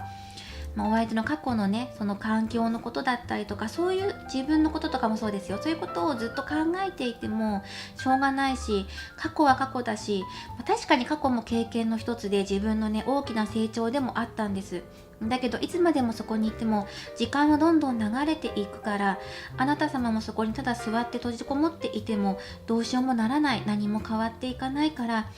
今自分がこの時間、時の流れとともに自分自身も歩み始めていかなければいけない、そういう自分の中で決めていかなきゃいけないとか、そういうのがアドバイスとして入ってます。時間っていうのがすごく入ってくるんですよね。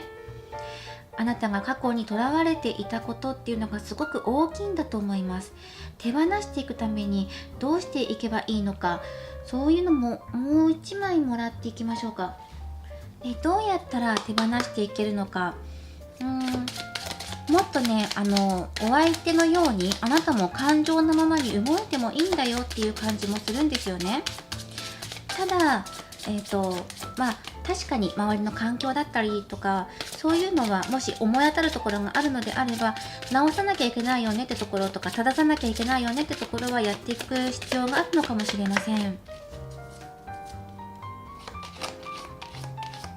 だけどもっと自由でいいんじゃないかなっていうのが入ってくるんですよね。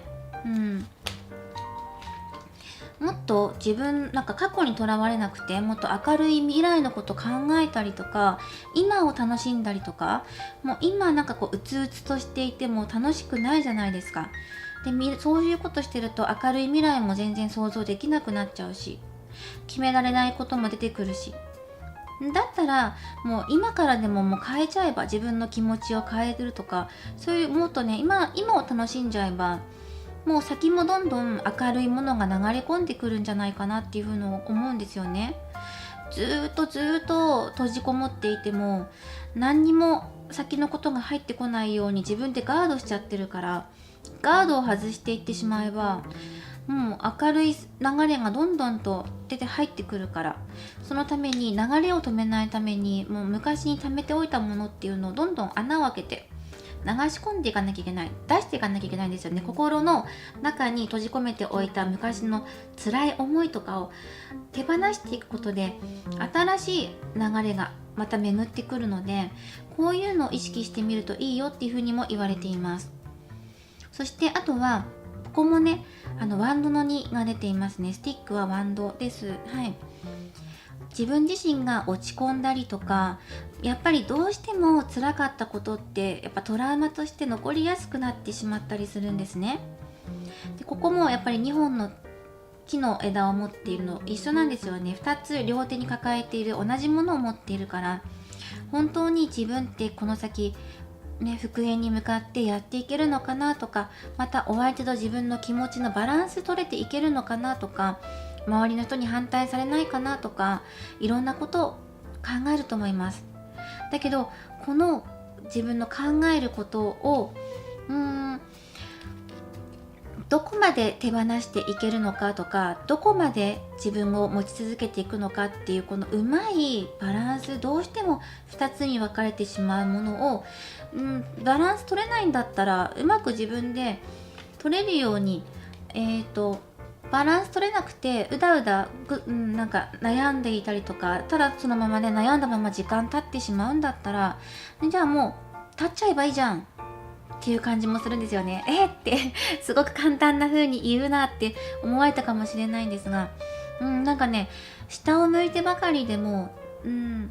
光って見えてこないから、上見てもいいんじゃないって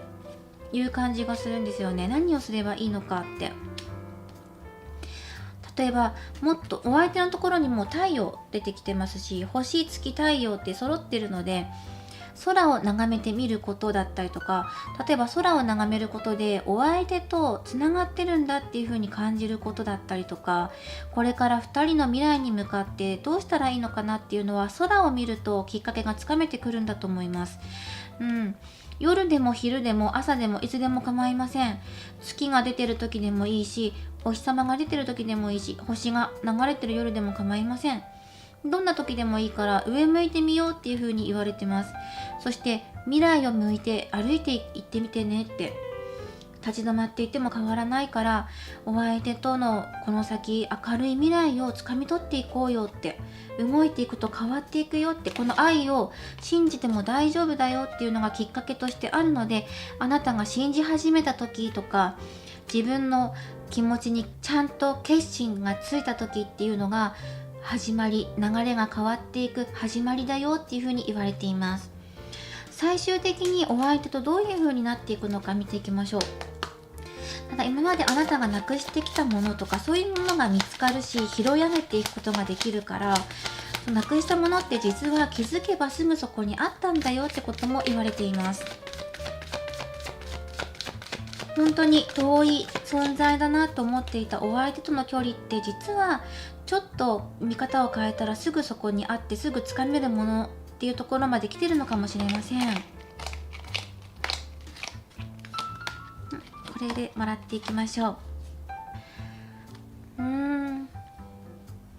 なんかね、ちょっとね、謝ってる、懺悔してるような、お祈りしてね、懺悔してるような人と、ね、頭をね、撫でてくれてるかのような人がいて、このカードのテーマは、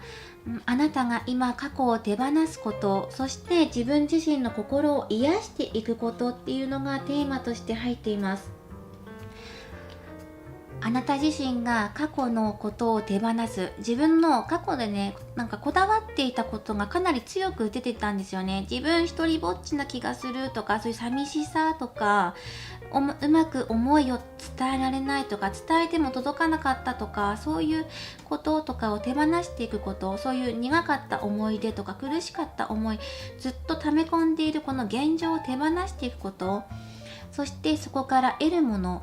やっぱり手放していくことでいろんなものが流れ込んでくるんですよね。どうしても手放せないっていう方も多いんじゃないかなと思うんですよ。だからこうやってなんか懺悔しているように見えるんですよね。過去のことを悔いているようにも思える。だけどあなたが手放していっても大丈夫っていう風な、頭をね撫でてくれるっていうね、お相手もいらっしゃいますし、またこれは自分自身を許してあげることにもつながってくるかもしれません。過去にとらわれていて、なんか自分こうしなきゃいけなかったんじゃないかなとか、自分自身責めていたことをもう許してあげてください。解放してあげてください。もう大丈夫です。もう昔のあなたではありません。もう今は今、そしてこの先のあなたへとどんどんと時間とともにあなたは変わっていくし、なくしたものも見つかっていきます。そしてお相手もまっすぐとあなたと向き合ってお話をしてくれるでしょう。この愛は全てあなたが受け取っていくものなんです。だからそのためにあなたは今自分自身を許してあげてください。もう手放すことは手放していっていいんです。欲しいもの欲しいって言ってもいいんです。自分をもうね、咎めなくてもいいんです。引き止めなくてもいいんです。お相手と再びね、連絡取り合いたい。また結ばれたい。そう思うのであれば、そのように願って進んでいって大丈夫なんです。あなた様は決して孤独じゃありません。一人じゃないんです。すべてはつながっているんです。お相手とも縁があってつながっています。そしてあなたを取り巻く周りの環境もいろんな意味であなたを成長させるものとして一つ一つが存在しています。そして過去、現在、未来っていう風に時間の流れもつながっていますよね。あなたの人生があなたが生まれてから今現在までずっと一人のあなたとしてつながっているかのように、全部が全部いろんな意味でつながっているんです。人との縁、そして周りの環境、そしてあなた自身っていうのも全てがつながっているから、あなた様は決して一人ではないです。過去の自分、今の自分、それがあっての未来の自分。だからどのタイミングでも自分をいかにどのように変えていくかっていうのもあなた次第っていうのももちろんありますが、だけど自分自身もっと信じていってもいいんじゃないかなって思うんですね。もっと自信持っても大丈夫なんじゃないかなって、とても魅力的なあなた様なんですよ。だからお相手があなた様を胸に抱えているんです。一つ光、星の光を抱えているんです。こうやって自分は一人じゃないんだ、つながってるんだ、すべてのことが意味があって、すべてがつながっていて、そしてあなた様が今作られているんだってことを感じてください。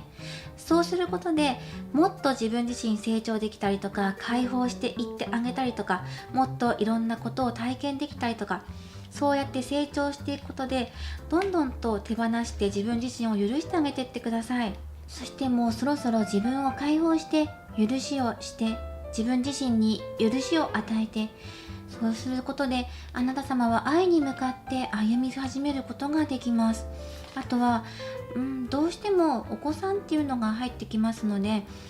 お子さんのいらっしゃる方はお子さん、そしてね、ここのカードもね、たくさんの人があなたの周りにいますので、お相手とあなたの周りにいますので、お子さんもしくは昔過去の自分っていうのを手放すこと、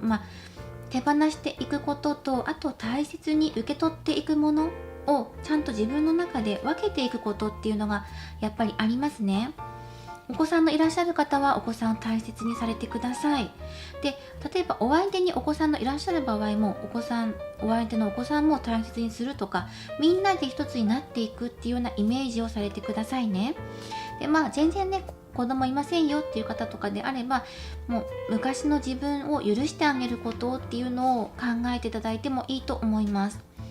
あの頃の自分の傷を癒していこうっていうのがあるんですね。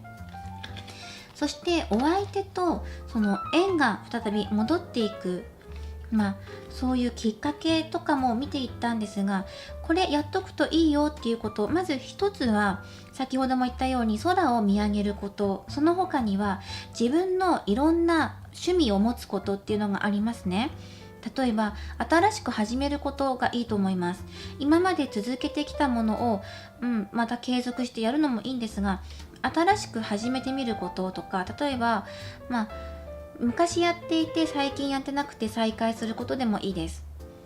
未経験のことでもいいです。なんとか教室に行って何々を習うとか、今までやってみたかったあれあれをやってみるとか、ワークショップに行ってみるとか、なんかどこか参加するとか、ジムに行き始めるとか、通うとか習うじゃなくて、自分で例えば新しい料理のレシピを開発するとか、例えばウォーキング始めてみるとか、そういう身近なところでもいいと思いますよ。例えば半身浴始めてみるとか、そういうのでもいいと思います。身近なところで新しくやってみるとか、新しくやり始めてみる、継続してみることを取り入れてみるとか、そういうのもいいと思いますし、あとは何か今まで自分が大切に使っていたもの、大切にというか、例えば食器とか、例えばですけど、今まで自分の着ていたシャツのボタンが1個外れた時とか、今まで普通に使っていたもの、使い続けてきたもの、ペンが壊れたとか、例えばコップが割れたとか、何か自分が今まで使っていたものがなくなった時、ネイルがなくなったとかね、何かの予備がなくなったとか、そういう時もきっかけの一つとして入ってきます。なので、その何か自分の今まで生活で使っていたものがなくなった時、在庫がなくなった時っていうのを頼りにしてくださいね。それがヒントとして入ってきますよってことを言われています。はい。あなた様が再びお相手と縁を戻していくために今必要なメッセージをお届けしました。ただ、あなた様はお相手の愛を信じても大丈夫っていうカード出ていますので、ぜひ自分自身を許すことを、そしてお相手を信じていくことをやってみてください。以上、こちらが2番をお選びいただいた方のリーディングとなります。また再び2人の縁が再開していきますようにお祈りしています。これからもリーディング動画を投稿していきますので、高評価やコメント、そしてチャンネル登録ぜひよろしくお願いします。もし気が向きましたら、ぜひまた覗きに来てください。ではまたお会いしましょう。それではこちら3番をお選びいただいた方のリーディングを行っていきます。今回のテーマは復縁です。あの人と再び戻れますかということについてリーディングしていきます。では、お相手とあなた様と分けて、過去から今現在、そして未来への思いの流れ、環境の流れというものを見ていきます。まずお相手様から出して、その後にあなた様を出していきます。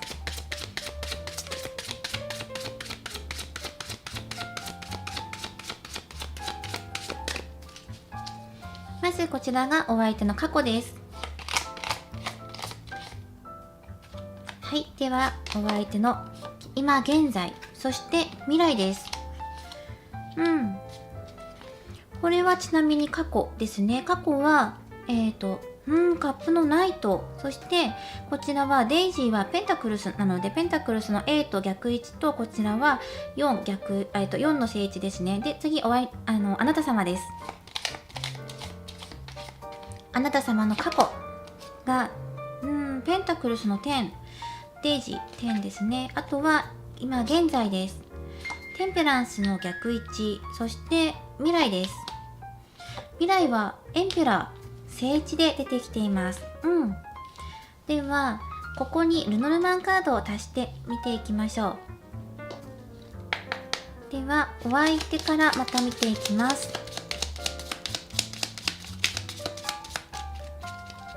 なんかね、過去ね、とてもね、すごくね、仲良かったのかなっていう感じが伝わってきますね。はい、まずお相手の過去です。はい、お庭のカード。そして現在です。コウノトリさん。そして未来です。ブ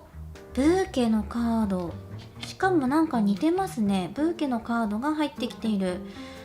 そしてあとあなた様です。あなた様の過去が、道のカード。そして現在です。現在が星のカード。そして未来です。鍵のカードです。ではこちら上段がお相手、下があなた様の過去、現在、未来で見ていっています。で未来は後で見ていくとして、先に過去をお二人見ていきましょう。過去多分かなり仲が良かったとか、すごくもうお互いしか見えないよねってぐらい、もう多分ね、かなり強い約束を交わしていたとか、もう家族ぐるみのお付き合いをしていたとか、もう実家にご挨拶するぐらいの勢いのあるぐらい、もうね、確固たる愛とかにもう囲まれていて、お互いちゃんと信じ合っていてっていうね、すごく円満なカードが出てきているんですよね。お相手もあなたにとてもね、愛情を注いでいた。もういつもあなたを見ているよとか、あなたに愛を囁いてくれるとかね、あなたにいつも口づけしているとか、あなたもお相手をとっても大切に見ていて、もう朝も昼も夜もずっとお互いのことをね、思い合っているよっていう風にね、寄り添っているよって、一緒にやっていこうっていう風な、もうそういうね、もうね、家族のような関係だったりとか、もう例えばですが結婚の約束していたとか、それぐらいまでも深いつながりがあったとか、あとは結婚にとらわれずともとても深い縁を感じていたとか、もうこの人しかいないっていう風にお互い感じていたとか、そういう風な深いつながりってかなりね、感じていたんじゃないかなって思います。お相手はあなたと一緒にいるのが楽しくてとか、デートを重ねていくたび、ご飯を食べるたびとか、あなたの手料理を食べるたびとか、いろんなあなたとの思い出っていうのを大切になさってると思います。過去ね、すごく楽しい思い出っていうのがすごいいっぱい入ってくるんですよ。2人で出かけた場所を覚えているし、記念日とかもすごく大切にされていたのかなっていうふうに思います。記念日は2人でどこどこに行って思い出の場所でデートして、また一つ一つ思い出増やしていこうねっていう、かなりロマンチックな方だったと思いますし、あなた様もすごく満足していたと思います。お相手にこの2人の恋愛にね、とてもすごく良かったんだと思います。ただ一つだけあなた様の環境ですね。これもう2人の思いが通じ合ってるのに、あなた様が周りの環境で多分左右されることがあったんですね。例えば引っ越しをしたとか、転勤になった、転職をしたとか、今いる場所から離れなければいけなくなったとか、そういうことがあったかもしれません。ご家族の例えば介護とか看病をするために実家に帰るとか、何かがあって2人の間に距離ができたんですね。気持ちの距離じゃないと思います。あなたが今それで少しね悩みも出てしまったりとか、自分の置かれた環境で悩んだりとか、お相手とこういう関係を築いているのに離れてしまうことになるとか、お相手との時間を割いてでもやらなきゃいけないことができてしまったとか、そういう環境に置かれてしまって、多分少しね立ち止まって悩んだかもしれません。お相手に申し訳ないなっていう気持ち、そして自分が悩んで立ち止まってしまったこととか、それでも行かなきゃいけない、進んでいかなきゃいけなかったこの状況、環境っていうものがあったんだと思います。そして今これ復縁でご覧になってはいるんですが、お相手あなたのことを探して追いかけています。現在です。今まであなたとの思い出とか積み重ねてきたこの思いっていうのがお相手すごくあるんですよね。すごくあるんです。そしてできることだったらあなたを背中に乗せて、もう私が新しいところへ連れて行ってあげたいとか、あなたの悩みとかこの環境から抜け出す手段を与えてあげたいとか、連れ出してあげたい、ここからね迷いから抜け出させてあげたい、自分が連れてってあげたい、導いてあげたいっていう風に考えてます。もうなんだったら私があなたをね乗っけてもう連れ去りたいっていうぐらいまであなたのことをすごく思っています。こんなすごく愛を重ねてきたことを今でもすごく忘れられないっていう強い思いが入っているんですよね。ここにお相手の現状です。そしてあなた様もお相手のことを考えているんですよね。私の胸の中にあるのはあなただけなんだ、お相手だけなんだっていうのをずーっと考えている。でもそれは今は届かない。この昔のように2人が同じ気持ちがもしあったとしても、今それを許さないような環境にいる。2人の距離が離れてしまわなければいけない。例えば遠距離、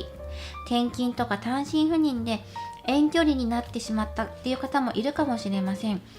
2人の間に距離ができてしまうようなことがあったんです。環境であなたはそれを選ばなければいけなかったっていう過去があって、でもお互い今でも思い合っています。なんでとっても素敵なんですよね。もうすごくお相手からの愛をとても感じるんですよ。そしてお相手があなたと一緒にまたねやっていきたいっていうのをすごく強く願っています。そしてあなた様も願っています。お互いがお互い願ってるんですよ。ただ願っているんだけど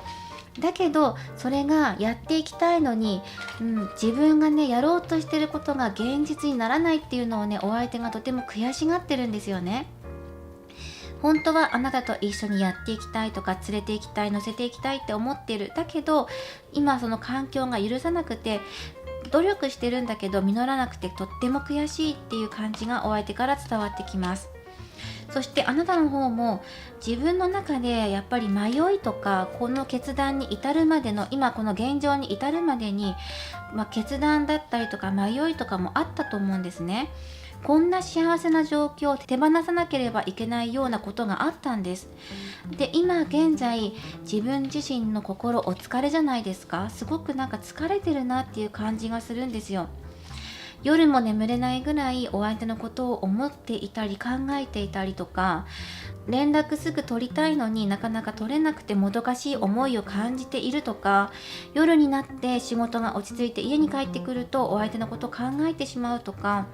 そういうあなたの今心のバランスがうまく取れていないんじゃないかなっていうのを感じています。今お相手がいなかったら自分一人で立てないんだってぐらい気持ち、メンタルがやられてしまっているのかなっていうような状況が今伺えますね。だけどお互いすごく心の中では通じ合ってるんですよ。これは未来も変わらないんですよね。なので気持ちがねずーっと変わらずお相手があるんですよ。だからとてもすごく素敵なんですね。ただ今あなたが悩んでいることとか立ち止まっていること、お疲れだったりとか体調崩している方もいるかもしれません。なんかね横になってね動けないんだよっていう感じが伝わってくるんですね。今これをあなた自身が何とかしたいって思ってるし、お相手もそこにね手助けに入りたいって思ってるんじゃないかなって。多分あなたのことをよく知ってるんだと思います。今現在もです。たとえ距離が離れていたりとか、なんか環境があって2人がなかなか会えない状況であったとしても、2人がつながっているよっていう感じがするので、例えばインスタとか、Twitter、LINE とかそういう SNS 関係とか、何かアプリとか共通のものがあって、そこであなたの投稿を見ているとか、あなたの現状を知っているとか、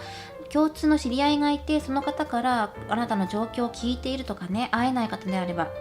が、例えば今でも連絡取っていて、一度お別れはしてしまったとか、距離があるんだけど、連絡は少しねポツポツと取っていて、なんとなくお互いの現状を知っているとかだけど、お相手がね、例えば同じ社内にいるかもしれないし、同じ環境の中にいるかもしれないんですが、離れていてもあなたのことをねよく見ているよっていうことが伝わってきますね。なのですごく心配してるんです。大丈夫かな、疲れてないかなとか、困ってないかなって、助けてあげたいな、だけど助けてあげたいって思って手を差し伸べても、それがね叶わない、実らないっていうことをね悔しがってます。ではなんかね、こう見ていくと気持ちがとても通じ合ってるんですよね、この3番の方は。なのでこのまま未来まで見ていってしまいましょう。で、未来はそうですね、未来の前にまずここの現状でこう掴みそうなもの、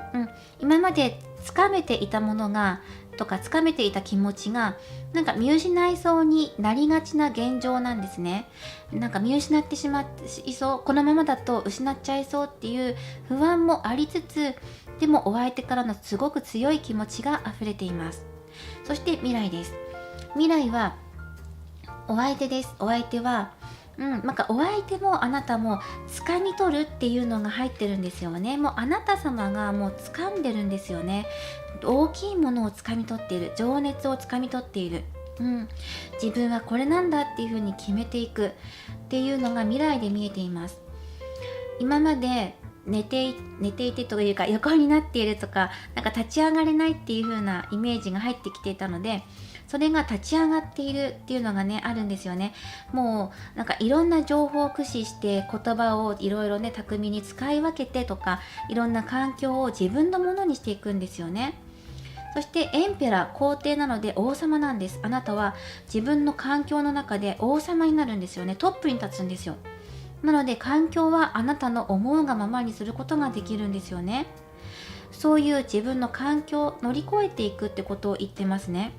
悩んでいたこと、苦しんでいたこと、なんかこうもどかしさを感じていた環境とか状況とかっていうのを自分のものにうまくやって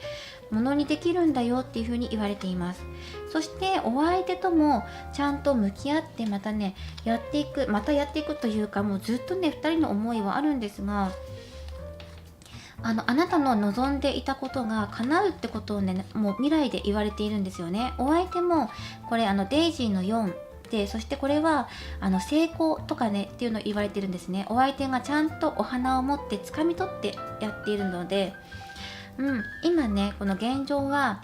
お花ね持っていても全部持ちきれなくて、全部持っていきたい、花束として届けていきたいのに届けられないっていう風にね言われていて、もどかしさを感じているんですが、全部持ってで花束にして届けに行くよってことを言われているんですよね。あなたに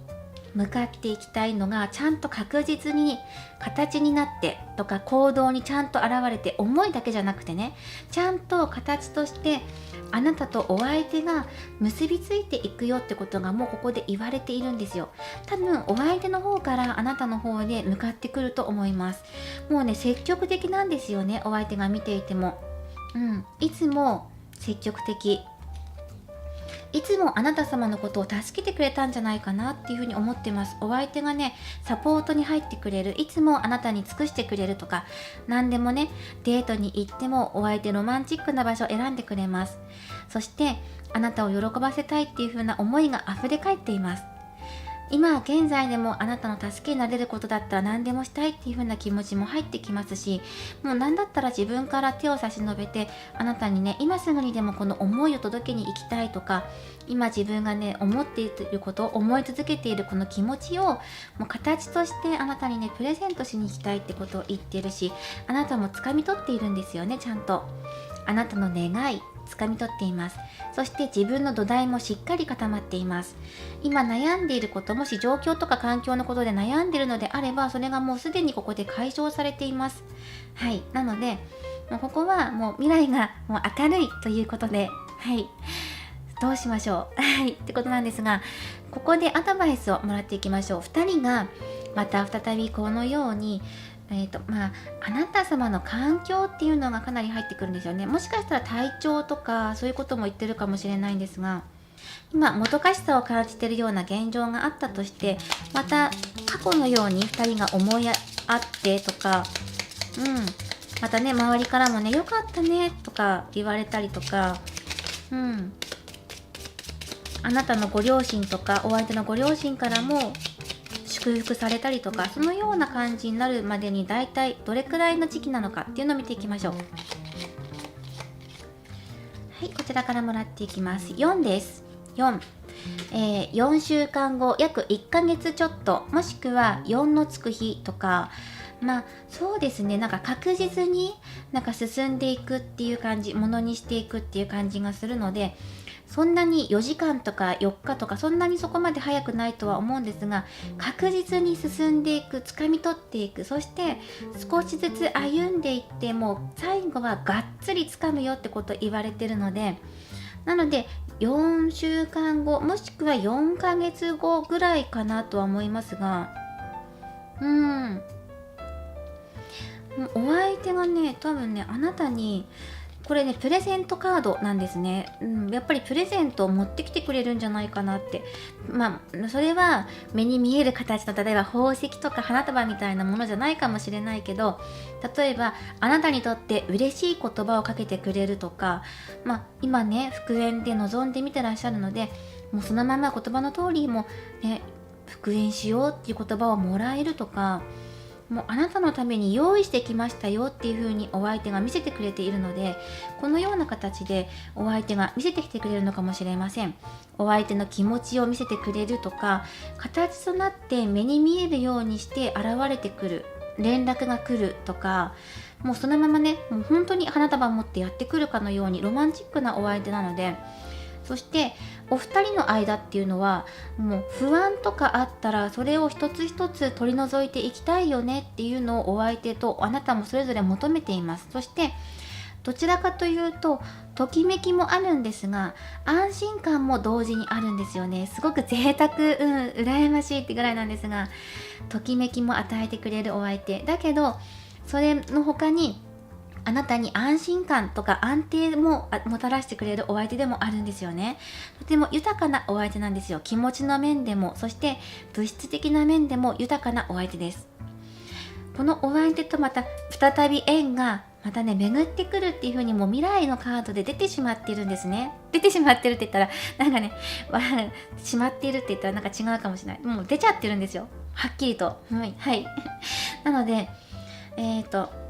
今でも現状のあなた様が心配なので、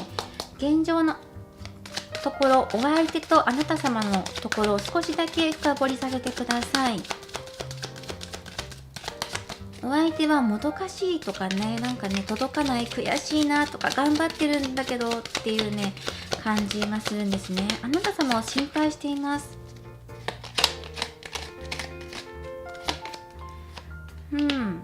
ペンタクルスのナイト、そしてフール、そしてもう一枚、です。これでなんかね、お相手からのメッセージかなと思います。言いたくても言えないとか、手助けしたくてもできなくて悔しい、届かないっていう風に言われてるので、これは多分ね、カードを通してあなた様へのメッセージを伝えたいんだと思います。すごくもどかしいってこと言ってますね。届けたいのに届けられないとか、助けたいのに助けられないとか、あなたと一緒にね、やっていきたいのに今それができないような状況にいる。それを分かってる。あなたの状況が大変なんだってことを分かってるんですよね。あなたがなんか自分で自由に今うまく生きられないのかな、生きづらいって感じてるのかな、生活しづらい、なんか息苦しいなとか、そういう生きづらさを感じてるのかなっていうのをお相手感じてます。そしてあなたに向かって言ってるんですよね。もっと自由にねやってっても大丈夫、いいんだよってことを言いたいんだって。明るく上を向いてやっていっても大丈夫、いいんだよって、何かあったらすぐに電話してって言ってるんですよね。いつもそばにいるからねって。そして危ない時は声をかけてあげてるし、実際声かけてもらってる方もいるんじゃないかな、大丈夫って言われていたりとか、もちろん2人が今恋愛関係になかったとしてもとか、例えば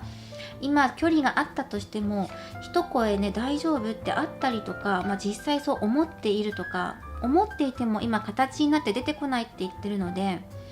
もしかしたらねお相手が大丈夫かなって思っているだけであなたには届いていないのかもしれません。だけどもっとね自由にねあなたらしくいても大丈夫だよって、何か立ち上がれなかったこととかあなたを苦しめているものから解放してあげたいってことをね言ってるんですよね。やっぱり新しい世界へ連れて行きたいってことをねすごく言ってるんですよ。今そして今の現在現状、あなた様は新しく変わっていく時なのかなっていうのを感じてますね。お相手が言う通りあなたが本当に変わる時を迎えているんだと思います。収穫の時です。今自分のね苦しみとか悩みとか決めてきたこととか種をまいてきたものを摘み取って収穫を実りを迎えていく時ですね。がします。そして今の自分の環境を新しく変えていくっていうのが入ってきてますね。新しい世界へやっていく、このデスのカードが入っているのと、純粋でそしてね楽しく純粋に思うようにやっていこうっていうフールのカードも入っているので、あなたらしくそして純粋な気持ち、楽しい気持ち、自分の思いがままに進んでいけば新しい世界へ環境も変わっていくし、自分がそれを掴み取っていく未来が待ってるよってことも言われています。お相手かなり先見の明があるというか、お相手が思っている通りに進んでいくっていう形もするので、本当にもし連絡取り合えるのであれば自分の苦しいこととかを吐き出しても受け止めてくれると思います。でも全然ね連絡取れないんですとか、どうしたらいいかわかんないんですっていう方はお相手の今のお気持ちをそのままお受け取りになってください。そしてもし連絡取れるのであればとか、例えば何かアピールできるものがあるのであれば、どこかしらを使って発信していく、何かのツールを使って発信していく、お相手にしかわからないような暗号を出してみるとかね、そういう形で何かメッセージを送ってみてください。何か私はこう思ってますよっていうね表明できるようなもの、写真1枚で例えばねお相手と昔のね思い出の場所の写真を投稿してみるとか、なんか文章で文字としてはっきりと伝えづらいなと思ったら、例えば写真とか音楽とかそういうものでお相手になんか見えるような場所に投稿するとか、そういうようなことでもいいと思います。なんかねお相手かなり気にしてるんじゃないかなっていうのが思います。では2人が縁が再び近づいてくるのがだいたい4のつく数字の時、4週間後とか4ヶ月後っていうのが入ってきますが、きっかけを見ていきましょう。どういうきっかけがあって2人がまたこうやってね近くなっていくのか。あなた様今何か決めなければいけないことがあったんでしょうか。過去ですね、過去何か決めなければいけないことがあったんでしょうか。なんか悩んでいたことがあったんでしょうか。それはお相手への思い以外のことです。なんか自分の環境とかなんかお相手の気持ちはねすごくねお互い思い合ってるので、それ以外のところで何か決めなきゃいけなくて、それに対してすごく今ね悩んでいてとか、バランス崩していてとか、体調不良とかね、そういうのが感じられるんですね。で2人が再びまたね近くなっていく時、これなんかねすごく素敵ですよね。これはねこれもなんかね2人の縁がね再び近づく時って言ってるんですけど、なんか同じようにお相手があなたのね手にね指輪をはめてくれてるんですよね。こういう風に何か持ってきてくれるみたいな感じでねすごいですよね。花束を持ってきてくれるとか、何かあなたに差し出すものがある、なんか指輪をはめてくれているって感じで、なんか流れてきてるんですよね。きっかけっていうよりはもう自然と2再びこう近づくんじゃないかな、もうすぐそこにっていう感じがする。もうそのきっかけすらあなたは掴み始めているんじゃないかなっていうふうに思いますよ。ちゃんと2人がちゃんといつも手にしてるんですよね。しっかりと握りしめてるこの思い、もうすぐそこにやってきますよって。そしてこれね、カードの意味としては約束だったりとか、はっきり言ってしまえば結婚の約束とかね、そういうのも表してるんですよね。なので本当に深い約束をするとか、この過去であったみたいに固い絆で結ばれていたとか、例えば、家族ぐるみの付き合いをしていたとか、そういう深い仲だった、それが本当に、また元に戻るし、さらにその先も約束される可能性もあります。もうこれは未来あなたとお相手が結ばれるよってことを約束してくれてるようなものですね。はいはっきり言ってしまってそうなんですよ。だからすごく素敵なカードで、ただこのような未来を迎えるために、まず自分自身の心のケアをねしてくださいっていうのがね入っていますね、やっぱり。なので自分の心の中を見つめ直してみて、お相手以外のことでですよ、自分の今抱えていること、心の悩みっていうことで向き合ってみてください。何が自分にとって大切なのかとか、何が今自分にとって大切ではない、これはねもういいかなっていうふうに思えるのかとか、そういうものですね。自分を大切にしてあげてください。もっとね、自分いたわってもいいですよって、頑張りすぎていたのかな、お疲れだったのかなっていうのが入ってきますね。なんかね、自分自身ね癒してあげることで、なんかね変わってきます、状況があって。自分自身を癒してあげることでもっと状況が早く変わっていく。未来はもうすごく明るいんですが、もっとね自分自身が自分を受け入れたりとか、お相手の気持ち、お相手そのものを受け入れていく、2人の関係を受け入れていく、もっとねやりやすくなっていくために、もっと解放していいんだよってことをね言われていますね。自分自身締め付けていたものからもっとね自由になっていっていいんだよってことを言われています。ではもう少しアドバイスもらっていきましょう。なんかここの3番の方はかなり早い段階で、なんか結果が出そうですねって言いたかったところでぴょぴょっと出てきましたね。1枚もらいましょうか。なんかねすごくいいカードが入ってますよ。はい、お、太陽。はい、太陽が入ってますね。なんかもうね言われてることはもう一つなんですよね。もう本当に自分の思うままに進んでいっていいよって、あなたがねしっかりと起き上がることで全部が全部変わっていく。もう世の中180度変わっていくよって言われてます。はい、あ、なるほど。これでもこのカードねすごく大切なのでね、これをね見えるようにしておきましょう。あなた様次第ですね。もうここはあなたがいかに自分を解放していくのかとか、もう太陽が出てきているので、もっとね明るく楽観的に、単純に言ってしまえば楽観的に考えても大丈夫って、自分の苦しめてるものこれからどんどん解決されていくから、今なんか悩んでることあっても大丈夫、未来を信じていこうっていう気持ちがあれば、もっとポジティブに思っていればそのままの通り結果が伴ってくるから大丈夫だよって。だから今疲れていてとか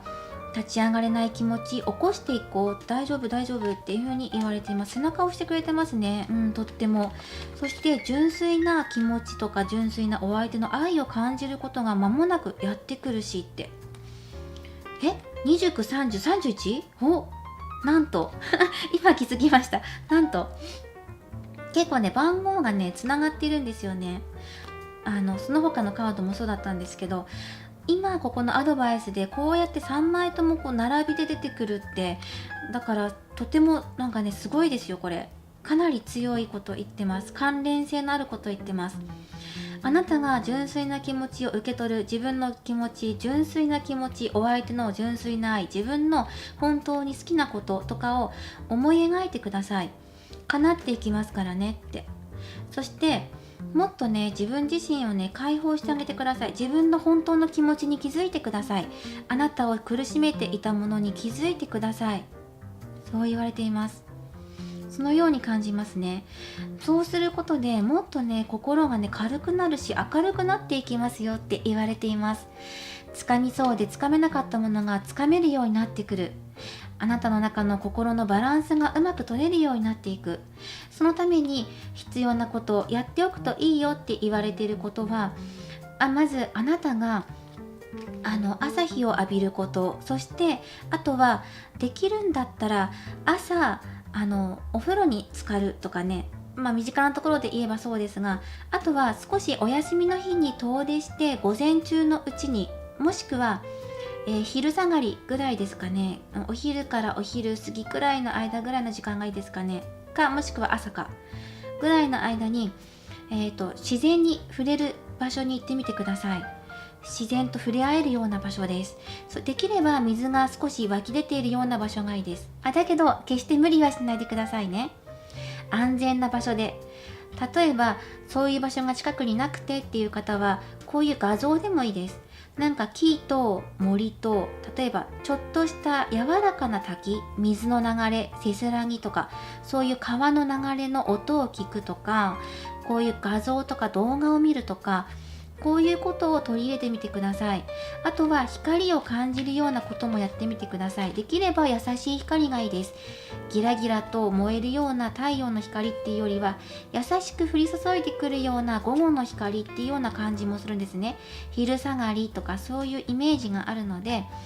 これを意識できるような場所、なんかイメージできるようなものとかを取り入れてみてください。写真でもいいし、音楽とかでもいいし、実際その場所に行ってみることでもいいです。そうするとこれがきっかけで2人がもっとね、近づくようなきっかけが生まれてくるよってことを言われていますね。こういうチャンスが巡ってくるからねってことを言われています。お相手から来るから、それを待つだけではなくて、あなた自身もできるだけのことはやっておきましょうってことも言ってますね。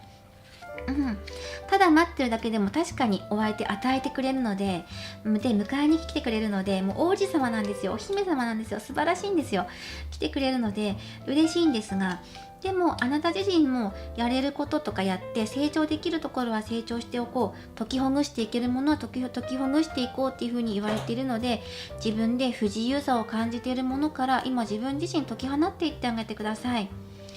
そしてあとは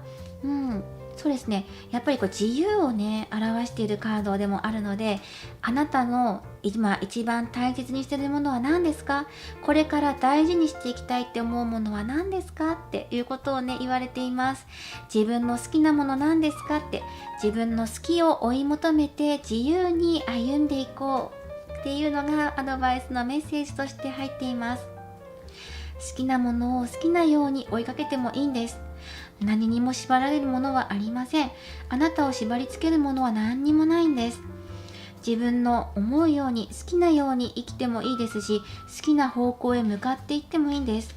時には自分のことを押し殺して決めてやってきたこともありました。だけどもこれから先はお相手に身を委ねていくことで、あなた様も変わっていくし、もちろんあなたの好きを大切にして向かっていってみてください。あなたの好きなもの、そして求めているものが必ず手に入っていきます。あなたが自由になる時がやってきました。ぜひこちらのメッセージをお受け取りください。3番をお選びいただいた方は、このように自由、好きなもの何ですか？求めていってくださいねっていうのがテーマとして入っていますが、結果としてお相手はずっとあなた様のことを気にかけていますし、もう間もなく受け取ることがあります。なので、これを希望、夢に見て、今現状を頑張って乗り切って立ち上がっていってみてください。応援のメッセージとしてお受け取りください。以上、こちらが3番をお選びいただいた方のリーディングとなります。これからもリーディング動画を投稿していきますので、高評価やコメント、そしてチャンネル登録、ぜひよろしくお願いします。そしていつもご視聴いただいている方々、また高評価いただいている方々、ありがとうございます。大変励みになっておりますので、これからもよろしくお願いします。それではまた次回の動画でお会いできるのを楽しみにしています。ぜひこちらのね、結果もお楽しみにされてください。ではまたお会いしましょう。